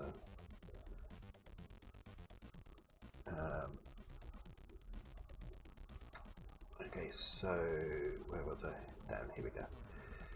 So not down, so up, down, left, right, 1, 2. So 2 we check in here, and we're going to load the arrow position, and we're going to compare it with our max position. If we're already in the max position, then we don't need to move down, we'll just increase the arrow position.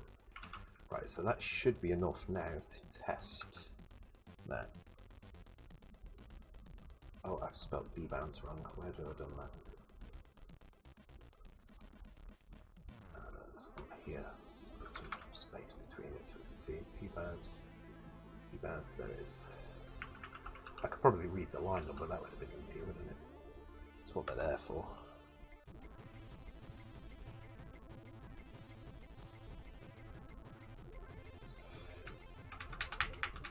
Oh, and I've got my joystick, hang on. Joystick settings, enable joy keys.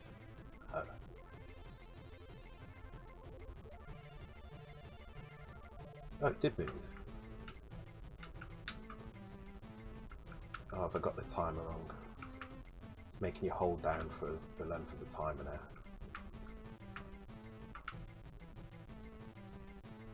You see it's going all the way down. I'll sort this timer thing out in a second. In fact, I'm going to go take a quick break. Did I miss the U? Nope. No, there's no U. Actually, I need to fix the spelling here. There should be bonos. There's no U in bone. Well, saying that I don't like U's, I've managed to put it into the title of the last 2 games that we've released. So, alright, I'm going to take a quick break, guys. When I come back, we'll fix that timer issue, and we'll start implementing the left and right as well, so it can switch between the two. Alright, I'll be right back. And I'm back, guys. Oh, hi Jessica Mac. Could the little arrow have been a sprite? Yeah, it could have been. I don't hate the letter U, but I just know how to spell colour. That wouldn't have been less hassle. Yeah, maybe, but why not do the character set? I've just shown you a way to do it now.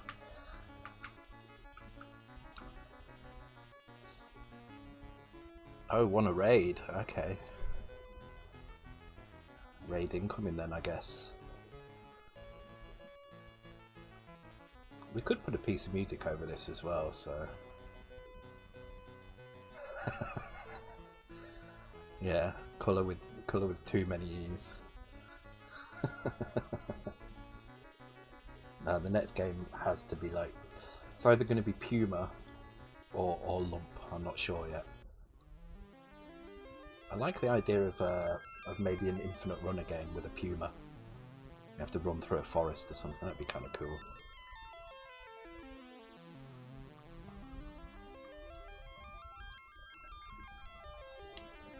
Alright, let's sort the timer out on this, because it's obviously starting the timer straight away, which is not good, so let's have a look what's going on. So it looks at the debounce timer. If it's 0,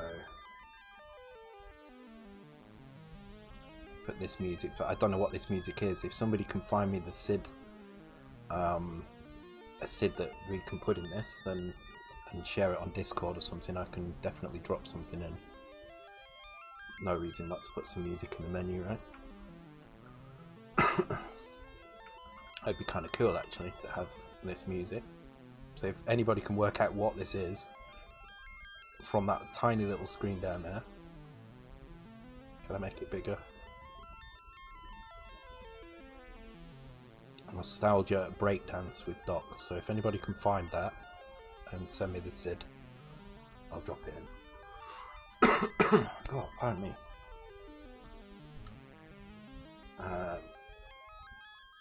Okay, so debounce timer. It's only starting the debounce. Okay, you found the release. Awesome. Can anybody find the SID though? It should be in the high voltage SID collection, I guess.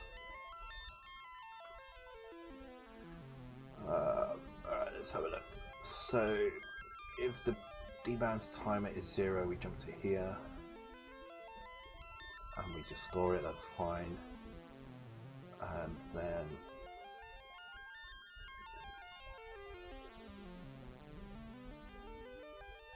if it's not 0...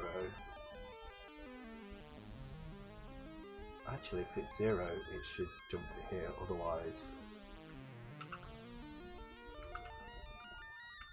should come to here, right? And then return. We shouldn't do anything if the debounce timer is set.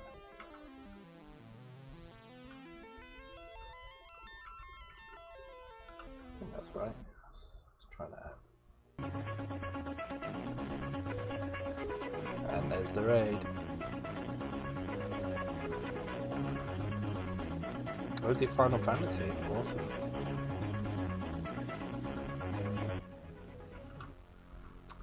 Hi guys, thank you Jessica Mac for the raid, very much appreciated. Welcome to the stream guys. So we're in the middle of writing a cartridge menu for a game we did. See, I'm losing track of time now. Not last Saturday, the Saturday before, we made a game called Luma for charity. We raised over $1,200 on stream. Sorry, excuse me, I need my inhaler. Raised over $1,200 on stream, and the top 10 donators are all going to receive a handmade cartridge for the C64. And I'm just in the process of writing a boot menu for that. It's going to contain the 3 games I've got released on itch.io, which are these 3 here, Luma, Luna and Dot Cosmos, along with a selection of titles that they can pick. So what have you been doing then tonight, Jessica Mac? What have you been playing or coding? Java boys, rise up! Oh no, this isn't Java. This is assembly.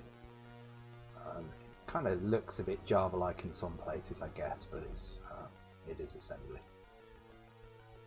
Actually, it doesn't look very Java-like at all, does it? I don't know what I'm talking about.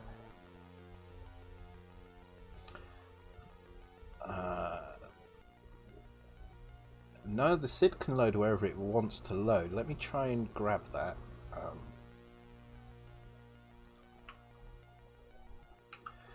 Make games, but today I was working on overlaying a hexagon onto a live webcam stream of a board game, so it does it automatically. Haha, awesome. Does anybody stream Java code? Yeah, they do actually. I've seen quite a lot of people on Twitch streaming. Oh yeah, it's Final Fantasy. Cool. Is it just the PRG though? Can I get the SID on its own?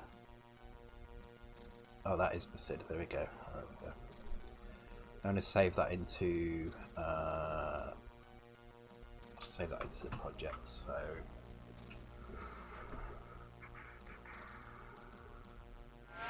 that's it there. Thank you for the follow. Make things XYZ. Nice meeting you too, Jessica Mac, and thank you for the raid. Very much appreciated. Yeah, so we do 6502 assembly on stream. We do this Thursdays and Saturdays. Thursdays we tend to do a kind of mixed bag of different things. Sometimes we'll dissect a game, and sometimes we will look at effects in games and how they work. I just realised I didn't send the message that I intended on sending on Discord. It's terrible. And then other times we will do stuff like this. We'll make some little kind of intros or things. Then on Saturdays we do a collaborative game development stream. We're working on. I can quickly show you the game. We're working on a single screen platformer game. It's work in progress. It's been going on for quite a while now, actually. But it's coming along nicely, and it's starting to gel together quite nicely. So you control these little guys. Actually, I've turned the enemies off at the moment, but the idea is they can colour platforms. Actually, that platform didn't colour correctly.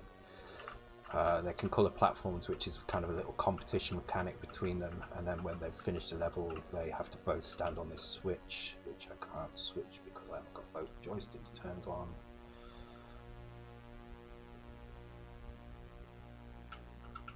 And then a door appears, and then they can walk through the door. But it is taking a long time to do, but it's coming along nicely. It's looking pretty good. Yeah, I have been streaming for. Sorry about that, Velociraptor. I did type it all into Discord and then forgot to press the button. So I do apologise to anybody who's joined late. You haven't really missed much. So we've been making this menu for the cartridges. I'm really bad at advertising, so.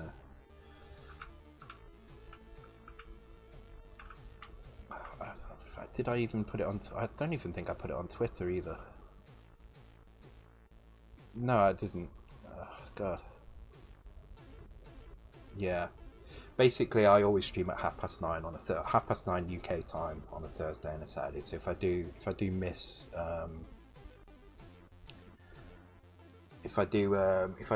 the notification in Discord, I do apologise for that. I'm not the most efficient when it comes to organising these things. Thank you for the follow, Frisky Dev. Yeah, 6502. It's a lot of fun. I love it. I'm just trying to work out why my debounce. I think I need to kind of tone down the timer. I think it's just too long. Let's turn it down to where was it? Yeah, let's turn it down to that. I should probably feel about right, I think.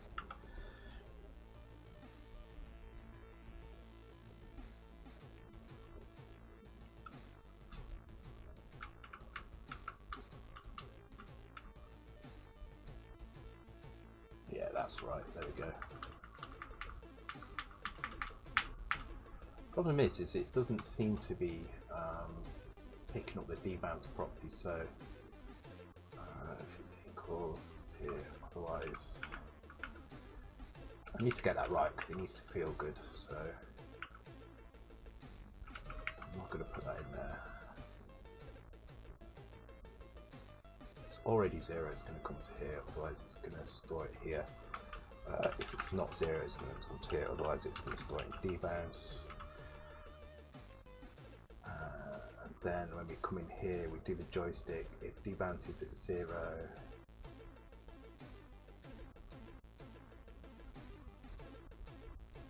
actually we can just do that. That should be fine. If the joystick is... Oh, hang on. There we go. It's probably right now.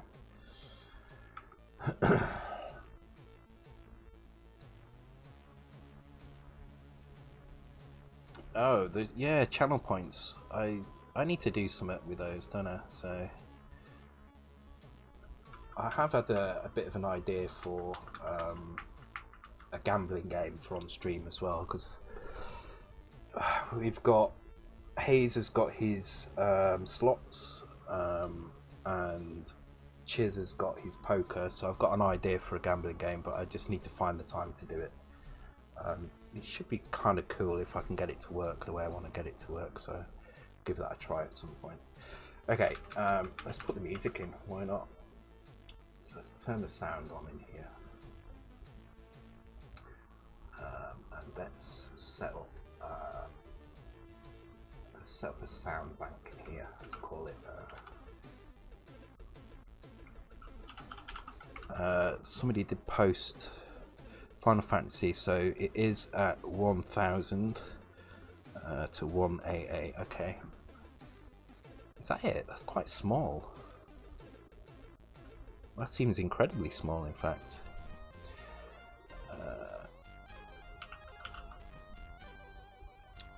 Where's the SID loader? I can remember how to load SIDs. Segment main, SID files, blah blah blah.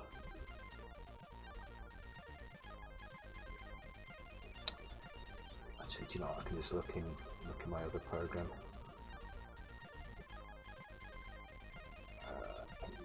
Music. God, my code is so messy around in this game. It really is. Assets. See, I've got assets and code in here as well. Music. There we go. Okay, right. That's how I do it. So we'll call it music.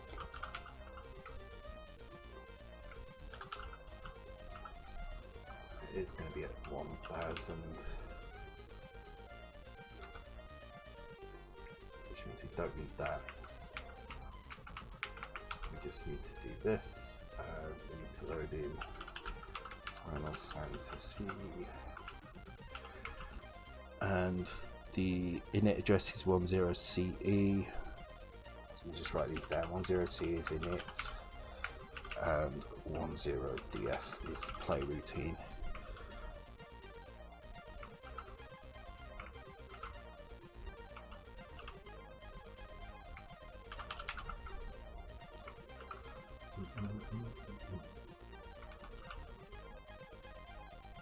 Get rid of some of these windows and get lost in it all.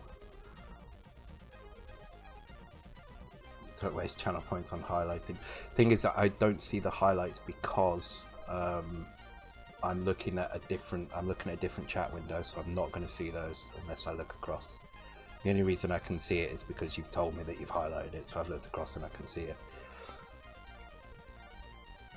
Highlight. I will set something up, but I don't think you can use channel points for in the same way we use basic bytes. I don't think so anyway.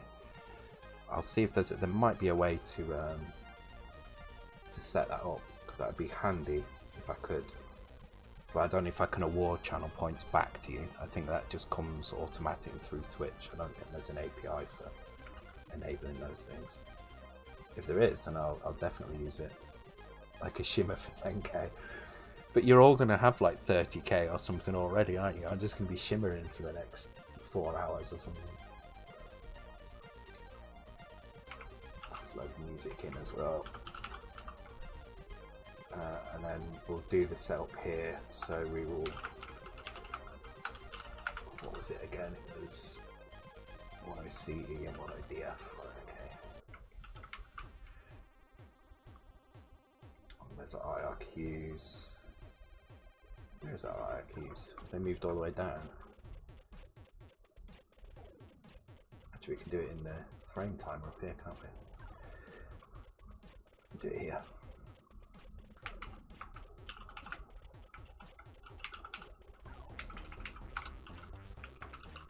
So, with a bit of luck, this should actually play some music now.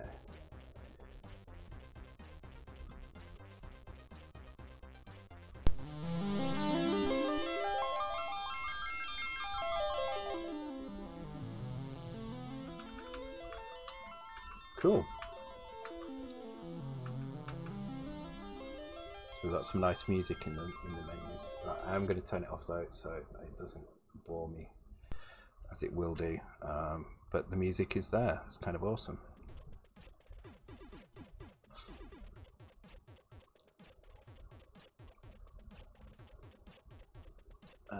Down to Tequila 2K. God, can you imagine the mess that would end up with? Because of the beer haze. No, so I have this window. I have a little chat window that I have open because my second monitor is here. Basically, it's over to my right. So that's why when I look this way, that's what I'm doing. I'm looking at my second monitor. But this 4K monitor is so big, that I can just stick an edge window at the side and see the chat, and it makes it a bit easier to keep up with. Okay, so all we need to do now is if we pull left or right to switch sides, basically. My microphone is super quiet. Okay, I'll try and move it a little bit closer. It could be the music's a bit too loud. Let me try turning the music down slightly.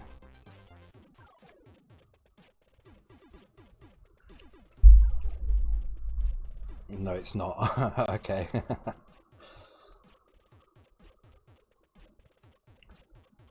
Music volume. Alright, let me put the music back again.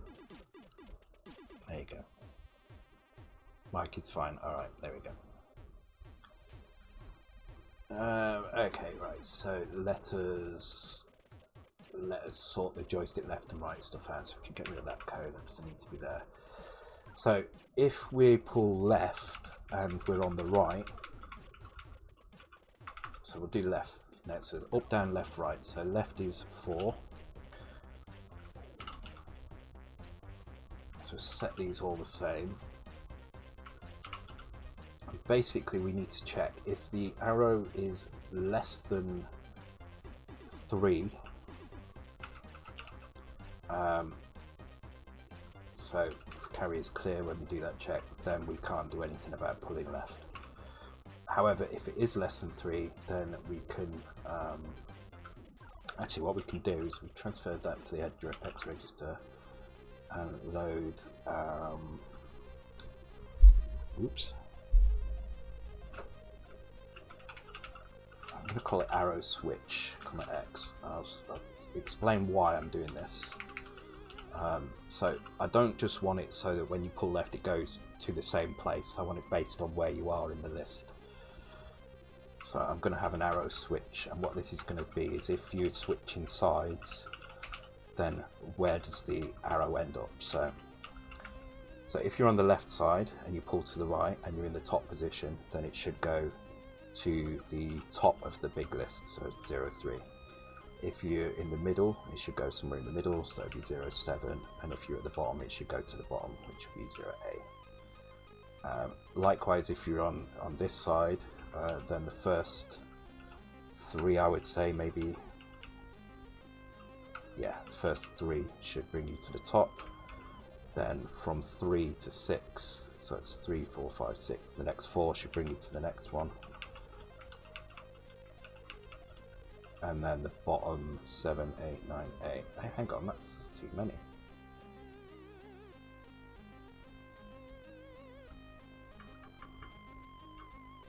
So let's hang on. 3, 4, 5, 6. Hang on, 0, 1, 2, 3, 4, 5, 6, 7, 8, 9, 8. Yeah, that should be fine. So we do the same on the right hand side.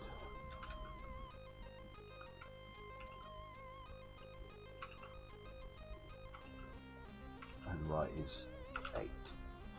And this time if it's more than 3, then we can't move right because we're already on the right, and the code stays the same. So hopefully now we should be able to switch between the two pretty quickly. Hayes is certain I'm working on Creatures 3. Yeah, I'm not working on Creatures 3. I don't know where he's got this idea from, but I'm not. Okay, I'm gonna nudge that up. I think that should probably be.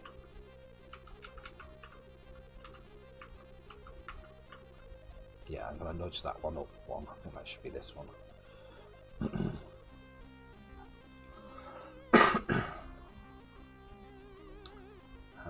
So this one here, 6. There we go.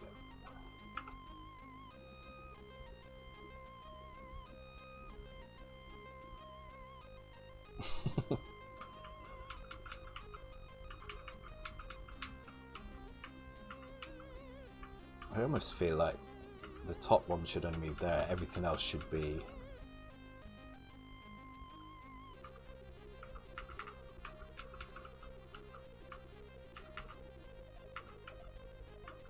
yeah, it should only be the top one. Everything else, so in this case it should be that, and it should be that. There we go. I just want to make it feel right, but if it doesn't feel right then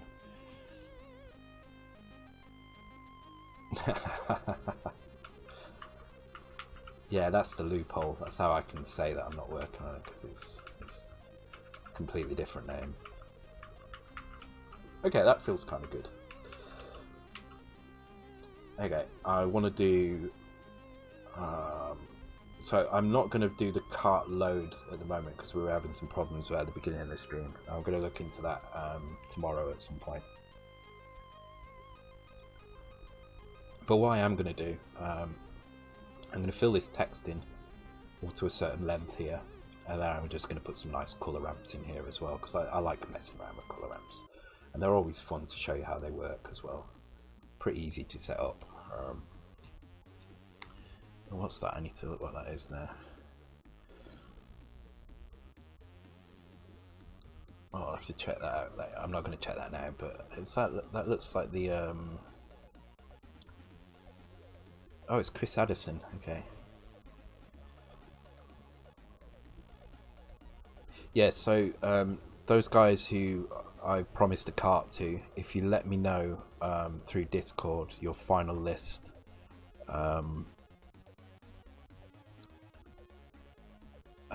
give me a final list of PRGs. Either send me the PRGs or just tell me what. I'll need them round about. I need them kind of sometime through the week next week. So I'm going to start building the cartridges. Yeah, I saw that you'd PM'd me, Andy. Thank you. I'm going to start building the cartridges next week once I've got this working, and then I should hopefully be able to ship them out fairly soon. I've got some nice. Oh, no, I don't. I thought I had some like cardboard box sort of things I could put them in, but I don't. I'll find some way of shipping them easily as well. They're quite. I mean, they're sturdy. I'm just going to wrap it in a little bit of bubble wrap and stick it in an envelope, like a card envelope. Should get to you guys fine. I've got plenty of bubble wrap, that's for sure. Kind of overbought.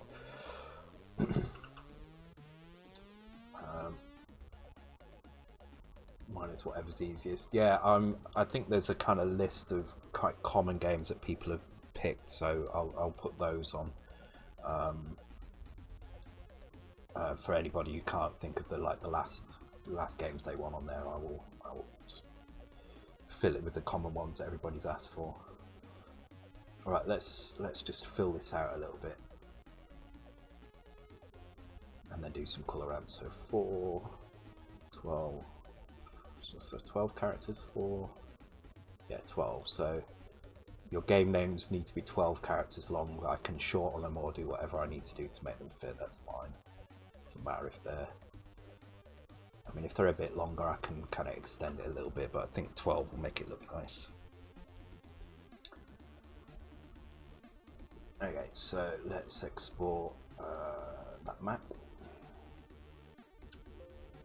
And let's do some color ramps. Okay, so I'm just going to make a note of where these are on screen. Once you pop, you can't stop. Yeah, single load PRGs it needs to be, because they're going to load. They're going to load once into memory. There's not going to be any kind of, because it's loading from cartridge. I'm not going to start trying to convert disk loaders to cartridge. It takes a while to do that. It's gonna, it's gonna be too much work for me to do that. So, right. So this is 23 across, 6 down, and then everyone down after that. Okay.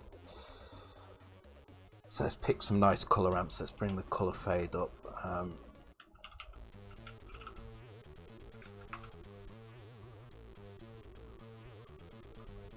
So this is the little dock I use all the time. I'm going to drop a link to this. If you haven't already seen this, this is great for picking color ramps. There is a link to this in Discord as well, I think, and it's also in my PDFs that I do on Patreon as well. So bear in mind that this is multi-color mode, so these characters here need to be in primary, in the, like the primary 8, well, I'd say primary colors, not primary, the chart mode colors here. So the color ramps, I mean, we're kind of limited to what we can do.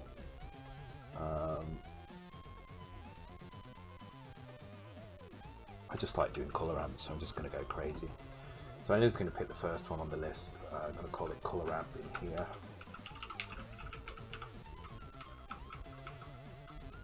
Put these values in. But I'm going to make it go the other way as well. So actually, should I do it the other way? Yeah, it's fine. What I'll do is I'll just repeat. I'll get rid of that one there, because black is going to make it look weird if it goes straight to black, which means I get rid of those as well.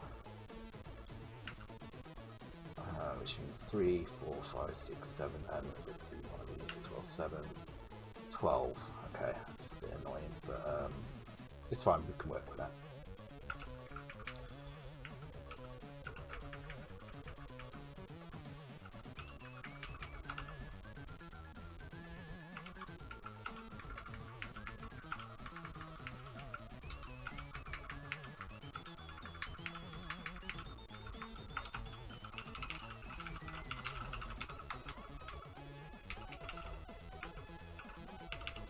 Okay, so what we need to do, oops, on each frame, I'm going to do it in, let's get rid of this now,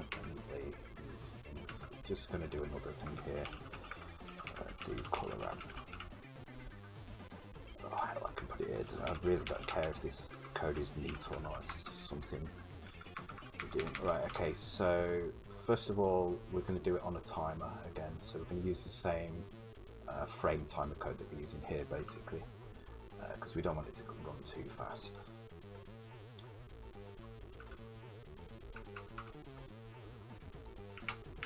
And then we're going to take the color ramp index, we're going to increase it, we're going to compare that with the maximum, which is 12. If it's not 12, we're just going to jump to here, which is where we're going to store it back in color ramp index. Otherwise, we're going to set it to 0. Then, what we're going to do is we're going to set a loop up. It needs to go through 12 locations, so we'll start at B and work our way backwards. And we'll do one direction first, and then we'll go the other direction, so we get kind of alternating things. So.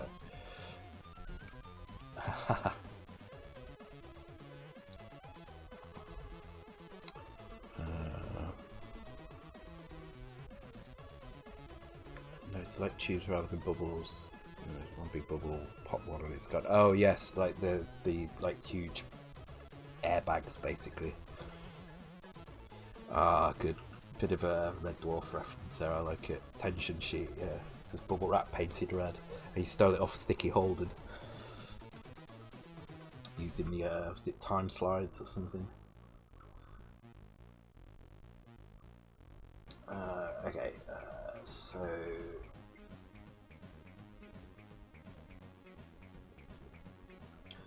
Okay, so we have a color ramp value in X, so we're gonna load accumulator with the color ramp, comma X, and then we're gonna store that at these locations, so comma Y, and that will be the 800 plus 6 times 28, because it's 28 rows, plus 23, which is where they start, comma Y.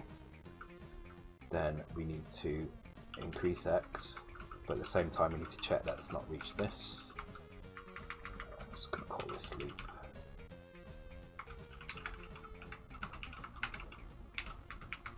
Just to make sure that it loops back round to 0 again. And then we need to decrease Y. And if it's still positive, go back to loop. This needs to be applied to 4 rows. Alternate, so there will be 10, 14, 18, and then we're going to do the same thing again, but instead of decreasing Y, we're going to increase Y. So we're going to start at 0, we're going to do increase Y, and just compare this to 0C, which is my equal loop, RTS, and this time I'm just going to add 2 to all of these. Oh yeah, when is that? When is the new new thing? It looks really good as well. It's all about the cat people, so it should be fun. I think. I'm looking forward to that. I forgot to put a plus or minus in my loops.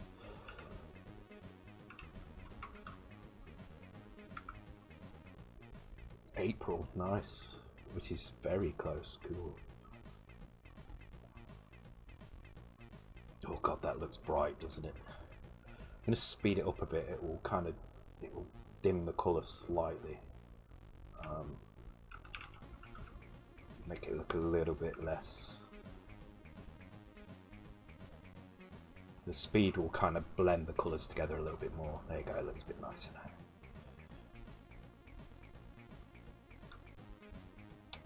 It's a shame if the colour... Oh, the colour is 12 actually. Is that actually going round? It should look like it's going round.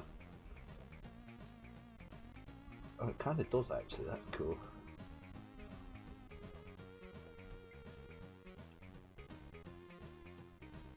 I feel like it needs changing though. I'm not that happy with it. I feel like if we kind of cut out some of the colours and repeat others, we'll get a nicer blend between them. So this is our colour ramp here. So I would suggest we put an extra white in here. Get rid of, so we've got white, yellow, cyan, green, purple, and red. I'm going to get rid of the purple and red, which is these two. So it's 3, 6, 9. I'm going to repeat this. That's the cyan, that's the green. I'm going to repeat the green, so that's 10.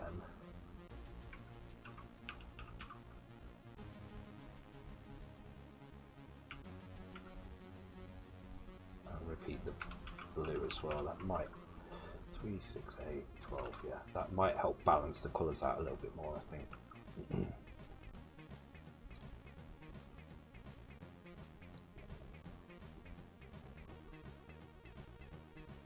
Yeah, that looks nice actually. I like it. Yeah, the problem with that color ramp though is we're in multicolor mode because of the logos here. So if we were to change these colors, they need to be in the lower 7 colors. So it's not going to work with sorry, the lower 8 colors. It's not going to work with anything, any of these ramps here. It needs to be these ones. But I like that though. That's kind of nice. The only other thing I'd maybe like to do is change this, but I think it's probably fine. And it's not hugely important. I just wanted to add something else into it because this is pretty much done. All this needs now is the code linking up for it to load the right game, which I guess we can spend 15 minutes trying to make it work. If we can make it work at all. Maybe we can't, but let's give it a try. So we come to here and we'll do fire.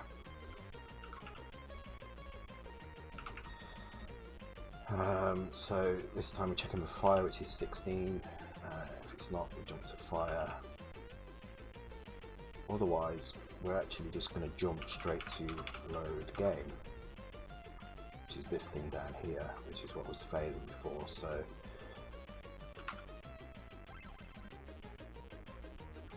what I'm going to do, I'm going to disable the interrupts, which is correct, and then I'm going to load the game in. I'm also actually going to disable the rasters here. Load the game in. I'm just going to see if I can just jump straight to that location. I don't think this is going to work, but let's just try it out. Do I have all my code online to learn from? Yeah, there's a lot in my GitHub, so if you check my GitHub, there's some stuff in there. A lot of the stuff we've been doing on these Dissect streams are there. This will be there after the stream, but I am going to remove the PRGs, so you'll have to add your own PRGs. But what I want to do, I'll put the code that I've got so far, and then when I've fixed the disk loader, the cart loader, I'll push that code as well. It's doing something really bizarre when it gets to that point. I don't know why it's doing that. Maybe it's something to do with...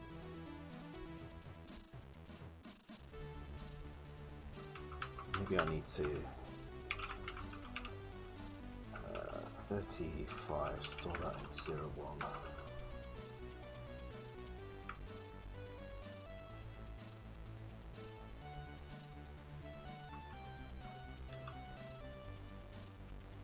No, see, it does some weird... It's like the IO RAM is behaving really oddly at that point. I don't know why.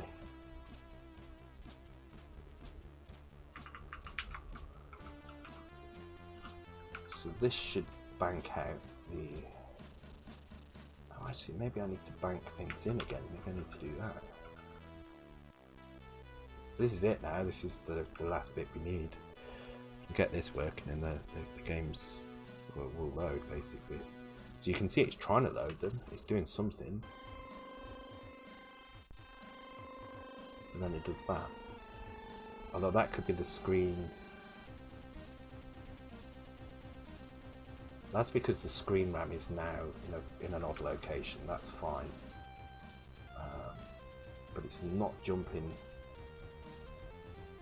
It's not running the code at the end. That's the odd thing. So if I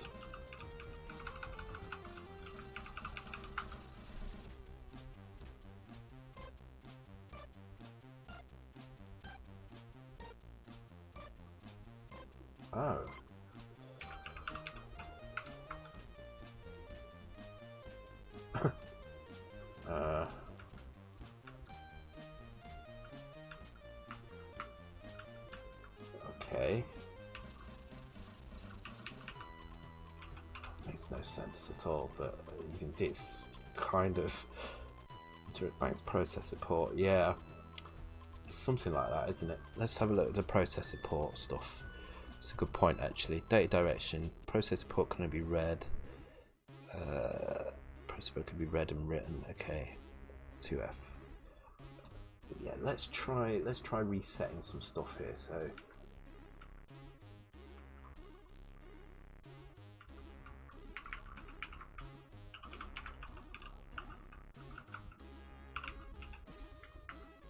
let's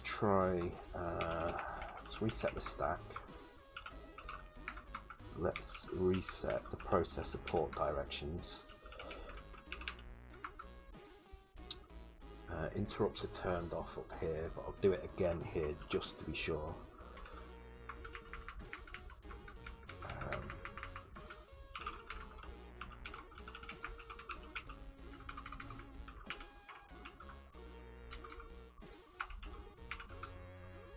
Instead of storing that, I'm going to acknowledge that interrupt. Let's give that a try.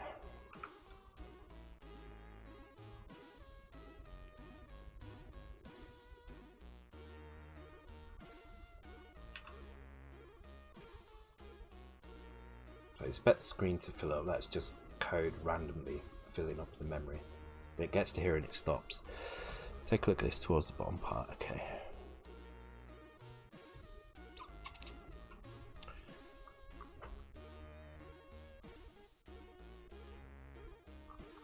Towards the bottom. Okay. Oh yeah, this is the cartridge generator that I was using. Turn off cartridge. Ah.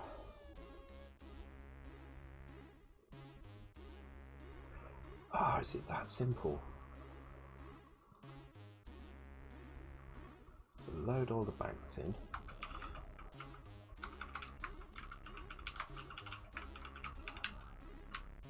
So this turns off the cart, apparently. I did not know that, so that's something.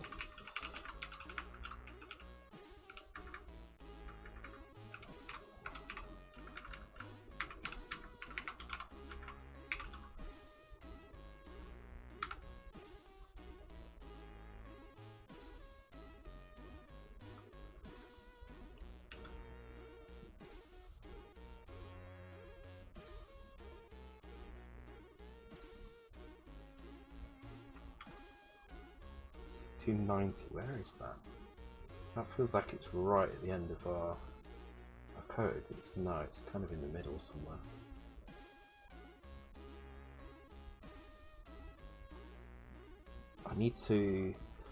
I feel like I need to get rid of the interrupts completely from set interrupt, yes.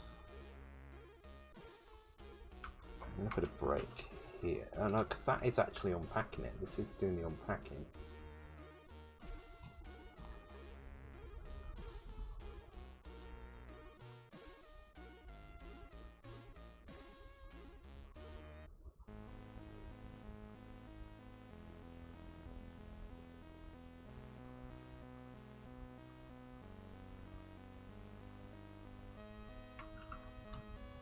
Let's try that.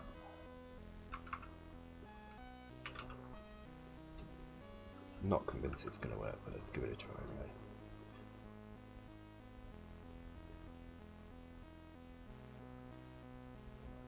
Yeah, so if you use cartridge, you can basically switch in with Gmod 2. Let's see, how many can you switch in? You can switch in 8 kilobytes of RAM in a couple of cycles. So basically you can have more than 64K of code and just store different things. So say you've got a scroller that has loads of unrolled code. So if you unroll a full color, full screen, parallax scroller, it's going to take up a lot of memory, and that's too difficult to fit in with everything else. So by unrolling the code and then storing it on the cartridge, you can load in code on the fly very quickly in a couple of cycles, and you just have 8K of RAM, which is constantly switching in and out from the cartridge. Yes, so Gmod 2, you can make Gmod 2 stuff, that's fine, but you can actually make the cartridge yourself. You have to get a publisher to do that for you.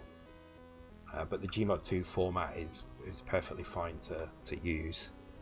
But in all honesty, if you need to use Gmod 2, the only reason you would need Gmod 2 over anything else is if you are publishing something, then you absolutely have to have it on cartridge, or you need the EEPROM save. So there's 2 kilobytes of kind of save ROM on an EEPROM cartridge, on a Gmod cartridge.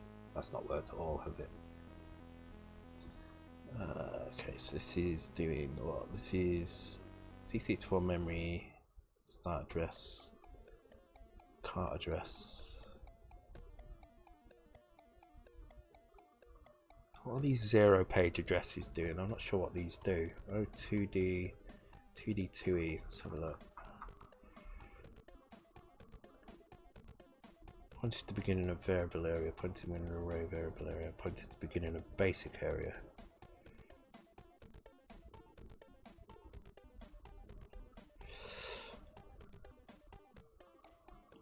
Yeah, I think I need to work this out after stream. It's going to be something simple.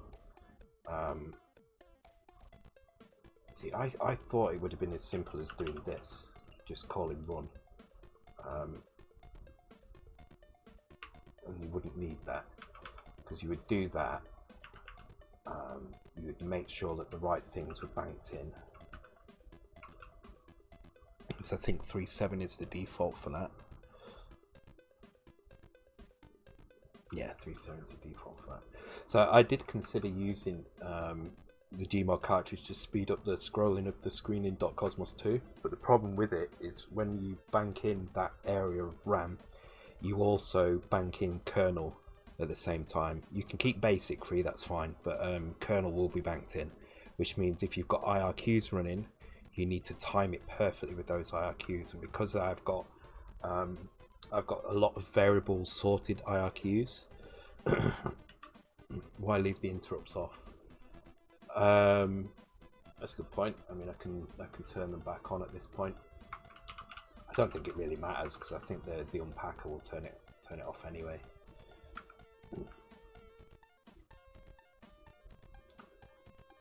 Yeah, I couldn't get my IRQ sorting to work with the kernel turned on as well, so I just left it.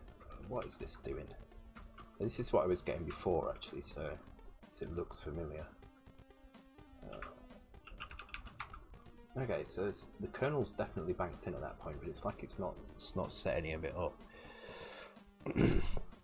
Okay, I think I'm gonna call it soon. Why is that doing that? Okay, don't want that.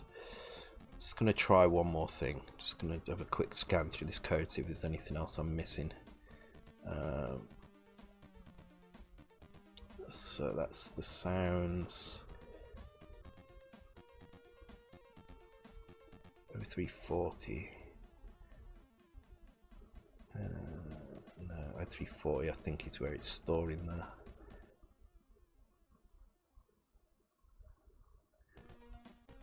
Okay, there is some.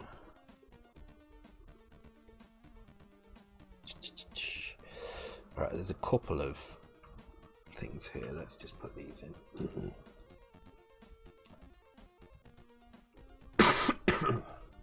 Oh, pardon me.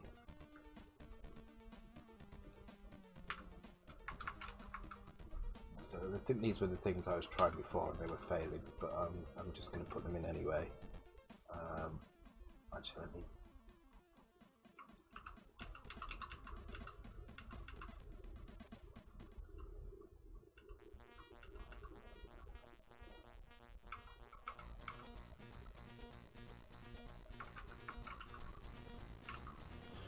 As I say, if I can't work this out now, I will work it out in the next day or two.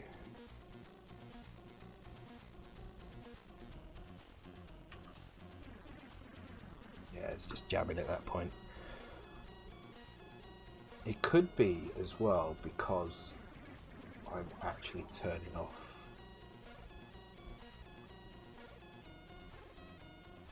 Maybe I don't need to turn off this here. Maybe I don't need to do this, in which case I would need to move these up. So let me move these into a safe area.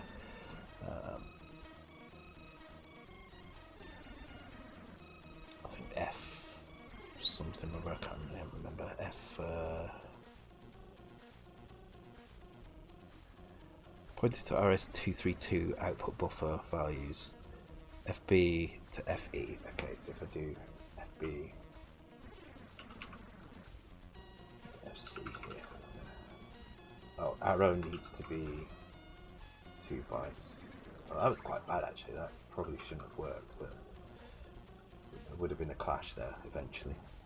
That's the wrong button. No, it shouldn't have done. I'm almost certain it's something to do with interrupts, but what I don't know. Okay, it's failing now because I've got the kernel turned on, which means it's jumping to the wrong routines.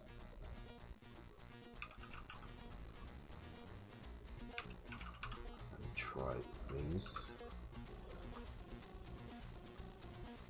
I mean, I'm getting desperate now. I'm just trying any old crap.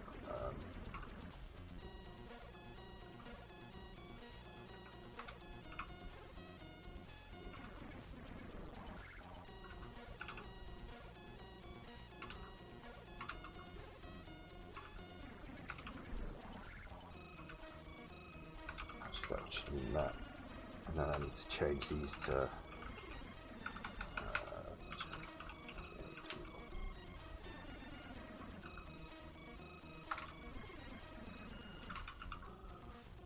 So this is using kernel to do the IRQs instead.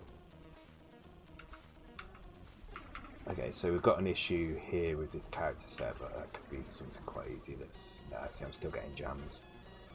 Let's try one more thing, because that is kind of half working. Let's just turn that back on. Turn all this crap off. Turn all this crap off as well.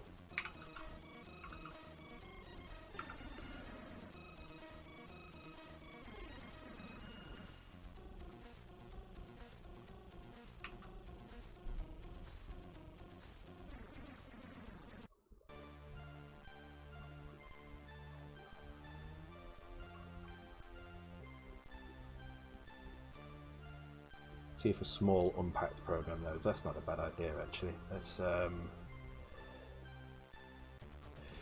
yeah, I think that's exactly what it is. The issue trying to kill the cart and rebuild the basic stuff, but it's all with the wrong command point to memory with it set to go. Yeah, exactly. That's what I'm trying to do. But and I honestly thought this stuff would have done. Actually, let's turn that back on now with the other stuff turned off, because I've got the kernel. Everything's turned on. I've got kernel and basic technically turned on.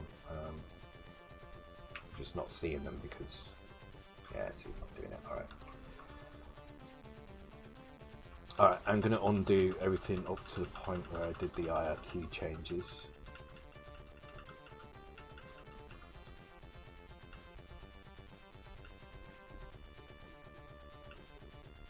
Which I'll leave them alone, they're fine. I'll work the rest out tomorrow and the day after. I will try and get this all done over the weekend, and then through the week I'll build the cartridges, because I have no idea what's doing this. I will figure it out, because I've had this running. As Cole says, the problem is I'm trying to either run basic, or I'm trying to run, for some reason this unpacker is not doing quite what I want it to do. It's almost like the ROM is still banked in at this point. In fact, if I do a break here, let's just try this. Let's get rid of this crap. Get rid of this. Just put a break here.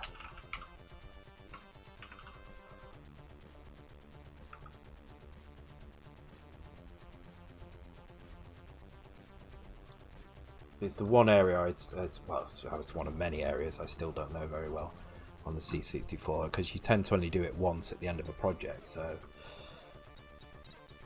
see what happens. It should break at this point, right? So what I'm looking for now is if I have basic actually in memory, and basic is there, and kernel is there. Do I have anything in the cartridge port? No. So the cartridge is empty. I just have the screen as I would expect. Yep, everything's there like normal. So it's RAM in all the right areas, ROM in all the right areas. I think it is literally just that ROM is not set right. So if I did, that should give me a reset. And then if I disassemble OAOD, okay.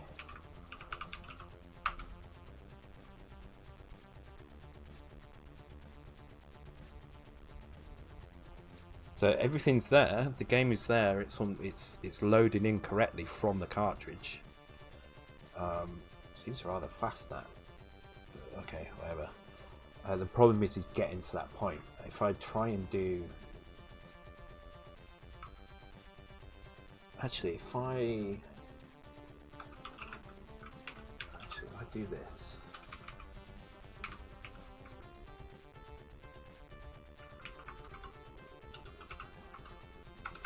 Transfer the step pointer to X. Actually, I don't even need to do that. If I just...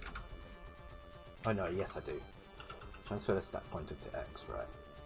Then I'm going to push...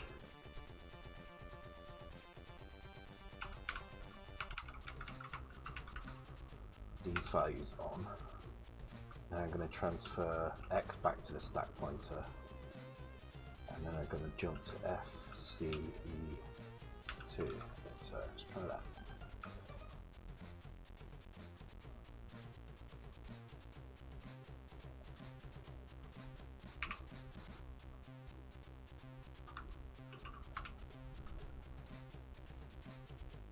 It doesn't run. Now I can get it to reset, which means if I can overwrite the right values, I'm going to do this before, I swear God I'm going to do this before I finish. There is some values in, where is it now? Beginning of pointer to beginning of end, beginning of memory. I can't remember what the exact address is. It's like 03 something or other, but there's an area that is called on reset. Execution address of basic idle loop 0302. Execution address of warm reset, display option basic area entering basic idle loop 300 and 301. So if instead of pushing them to the stack, I store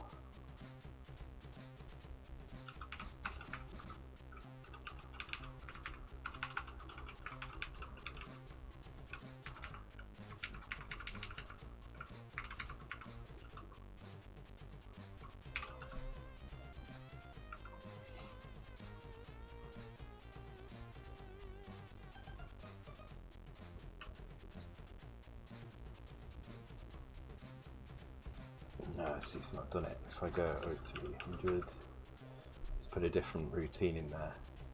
So is it, maybe it's not the cold reset, it is maybe,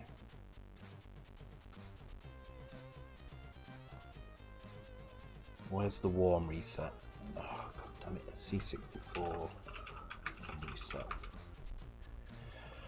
Soft reset,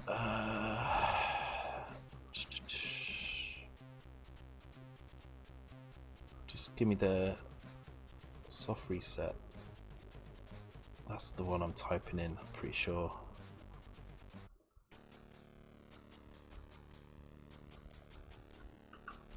Hang on. Pretty sure that's the value I've just been using. Can't work that out in my head that quickly. FCE2, yeah, it is. Maybe if I do that and I put a breakpoint here, do I actually hit that breakpoint? I bet I don't. I bet the cold reset actually resets all the stack and everything. In fact, I can go and have a look, can't I?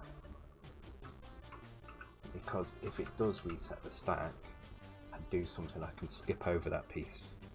So let's have a look. Let's try. Oops, what am I doing here?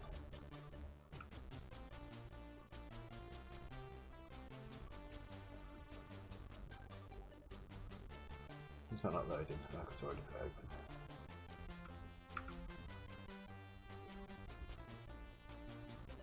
Problem is running something after that reset. That's the problem. So if I do this, I get a break. And if I go and disassemble the code at that location, yes, so it is resetting the stack pointer, and then it's going to FD02, and then it's coming here and it's doing these things.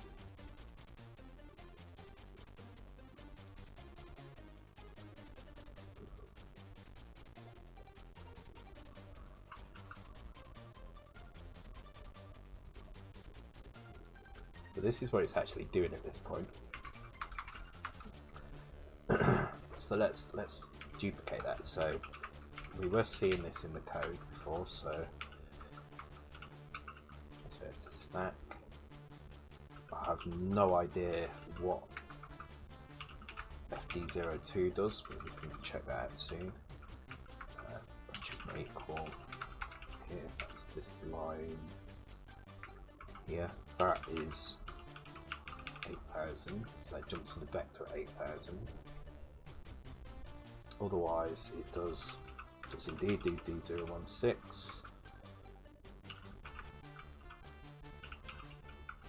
This is just not doing. I was doing this before and it wasn't working.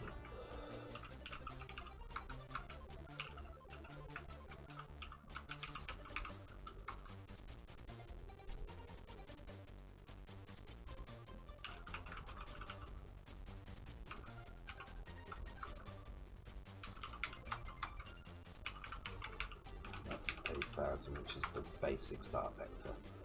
So let's just get rid of all of that. So hopefully this should just do a reset and then we can piss around with what it's actually doing.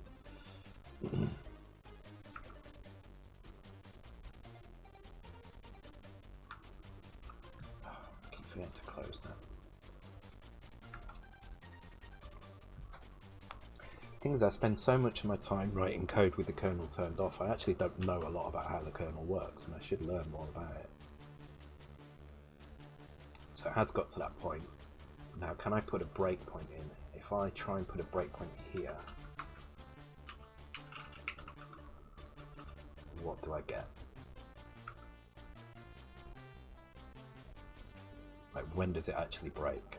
Is it going to break when it gets back to basic, or is it going to break before then?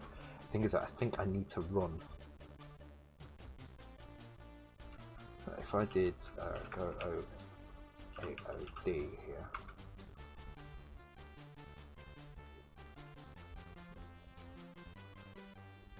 yeah, see, it needs that basic. So if I go and have a look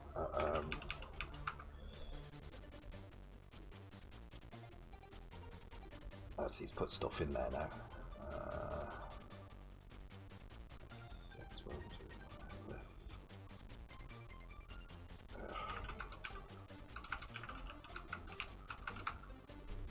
Yeah, it's put stuff in there. Okay, so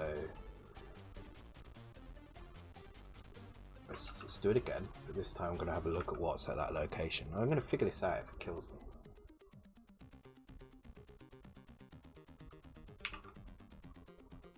I don't care that much. It's not like I've got to travel to work in the morning. I've got to travel from my bed to my desk. That's kind of fine. So let's go and have a look at E394.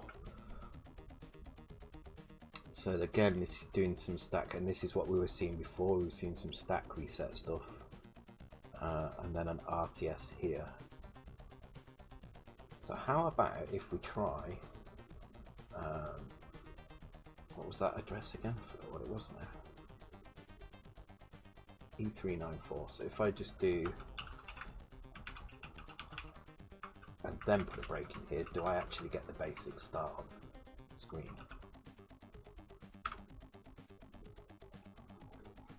And the code for return. Well, the thing is, if I can get back to basic, all right, then I can just launch with the PRG launch, and I can just fill them in. That's really not a big deal for me at all. I think this might do it. I think this is going to print the screen and then break. Ah, interesting. It didn't break though. That's the interesting thing. So it went to here and it didn't break, and that is because it's actually clearing the stack at that point as well. So let's go and have a look at that.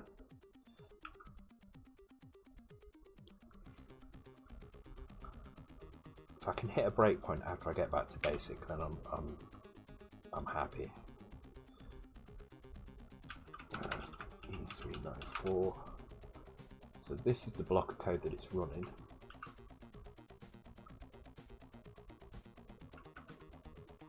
Instead of this. I'm going to save myself some time and do like this.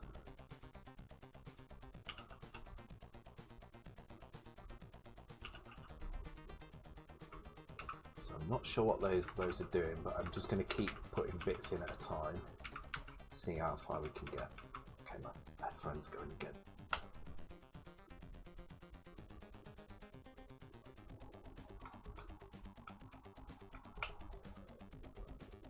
So this is transferring X to a stack, printing E386. So this is actually, oh, this is jumping somewhere straight away, because that is never going to be set. So E386.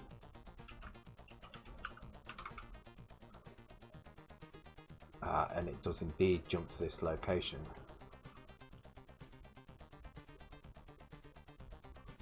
So I think we need to do that.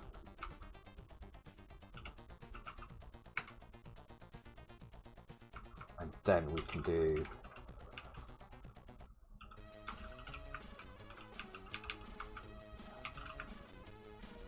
I don't even need to do that, we can just jump straight to it, I believe.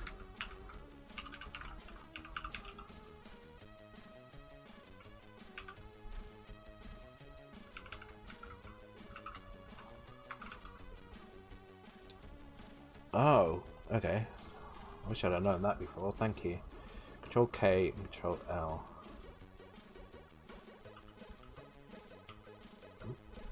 Oh, okay, cool. Yeah, I wish I'd have known that before, that would have been easy.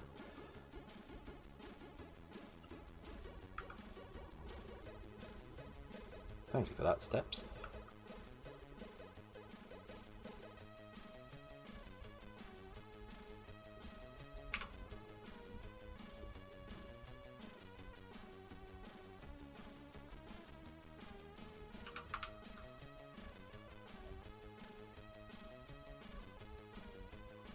Boom, there we go.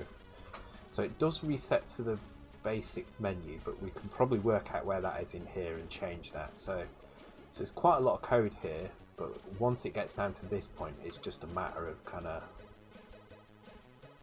launching the right file. So this will load the right file, and this will launch the right file, and we can have those values set up in here somewhere. But it looks like it's kind of working there. So is there a way we can change the background color and hide the text? So one of these is probably going to be drawing our text. So let's just have a look at these locations. I'm not sure what's doing what here. Maybe they're documented actually in that other code. Where was it? Here.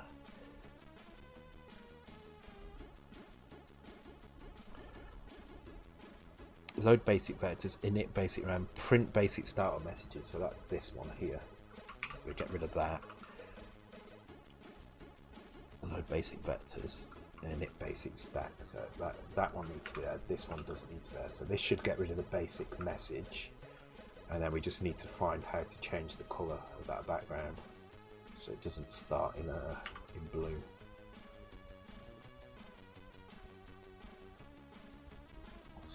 Too bad actually. In fact, we can just change that instantly as well, can't we? So we could just do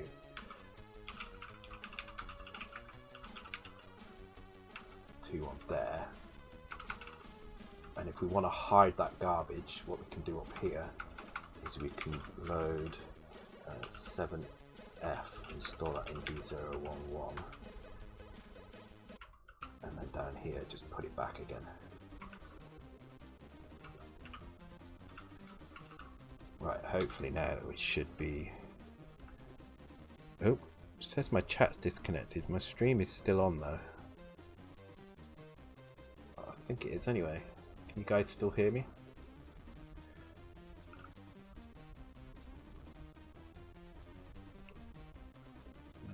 Apparently my chat server's gone off. Oh, okay. It's just cap chat then, it's being crap. So it goes black, resets, starts to boost. Boom, there we go. We have it working. So let's try that with sound, just to make sure that all the sound works correctly. Because we might have to turn the sound off before we do this. So that's the proper sound. We just mute the SID video. Just restart. I can't remember the restart button there. Figured it out though. It's kind of good. And I like the fact that we worked it out rather than just kind of blindly copy and paste code. We actually went through the process of what was happening. So we knew that, you know, from pressing the reset button on the Commodore 64, when you've got one of the little reset serial switch buttons, resets, whatever. Welcome back, Foray. You know when you press that the code is still in memory. That's why pokes work. So I knew that if we called that routine and got it back to basic, would be fine. And so all we did was work out exactly what the process was happening, and instead of returning the code back to the basic menus, intercept that. Yeah, so we need to stop the sound at that point. We intercept that code, and instead of showing the basic menu, we start our own program. We might even be able to get away with calling a run here. I will work on that at some point. I'm not going to do too much more now. I'm just going to turn the sounds off up here. So I'm going to disable screen, stop sounds. Easiest way to stop sounds would be to turn the gates off on all the things, and set the volume to 0. I need to remember what the gate numbers are now. It's another one I never remember.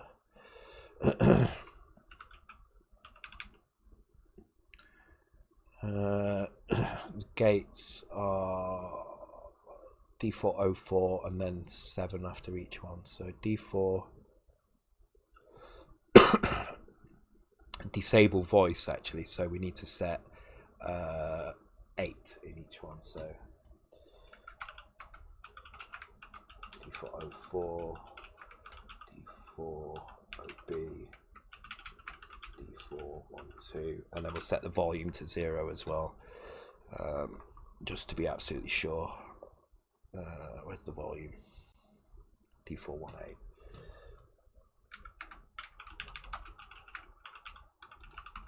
Cool. Right. So with a bit of luck, this should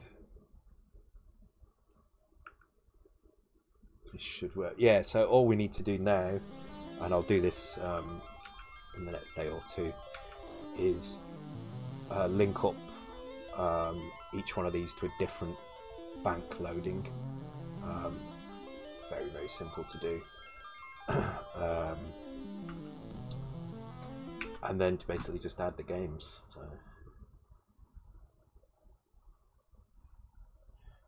But yeah, it's kind of working well.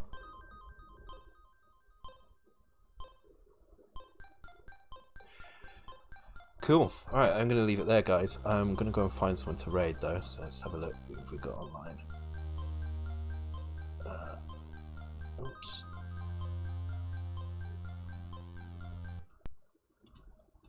Let's have a look. We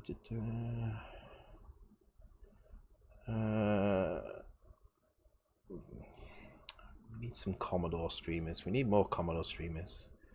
Hungry Goria. Let's have a look. Well, who's that then? What do they do? Hungry Goria. Retro. Okay. Let's see. Looks like some kind of Zelda game. I'm not sure exactly what that is, but her voice is relaxing. Alright, cool. Yeah, well, actually, I've got a post office on my corner, but whether or not they're going to be open, because it's one of those little tiny ones, so hopefully they will be. But if not, I mean, you will get these soon. We're getting close now. The cartridges, cases are here, stickers are here, code is pretty much done. I'll get the list of games off you guys.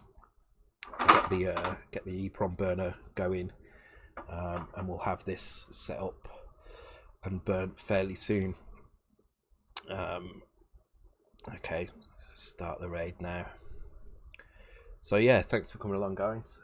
We'll continue making the game on Saturday. I'd like to start getting the kind of bonus stuff, you know, the end of level bonus kind of counters and stuff, and maybe start thinking about a title screen as well. Start bringing it all together, make it feel a bit more like a game. It's definitely starting to play like a game. We just need to get all the other kind of side bits in there as well. It'd be good to have 1 and 2 player kind of enters the game, leaves the game, continues, things like that, so it starts feeling like, you know, we can get all the stuff working as we'd want to. All right, cheers guys, I shall see you all on Saturday. Thanks for coming along. Bye.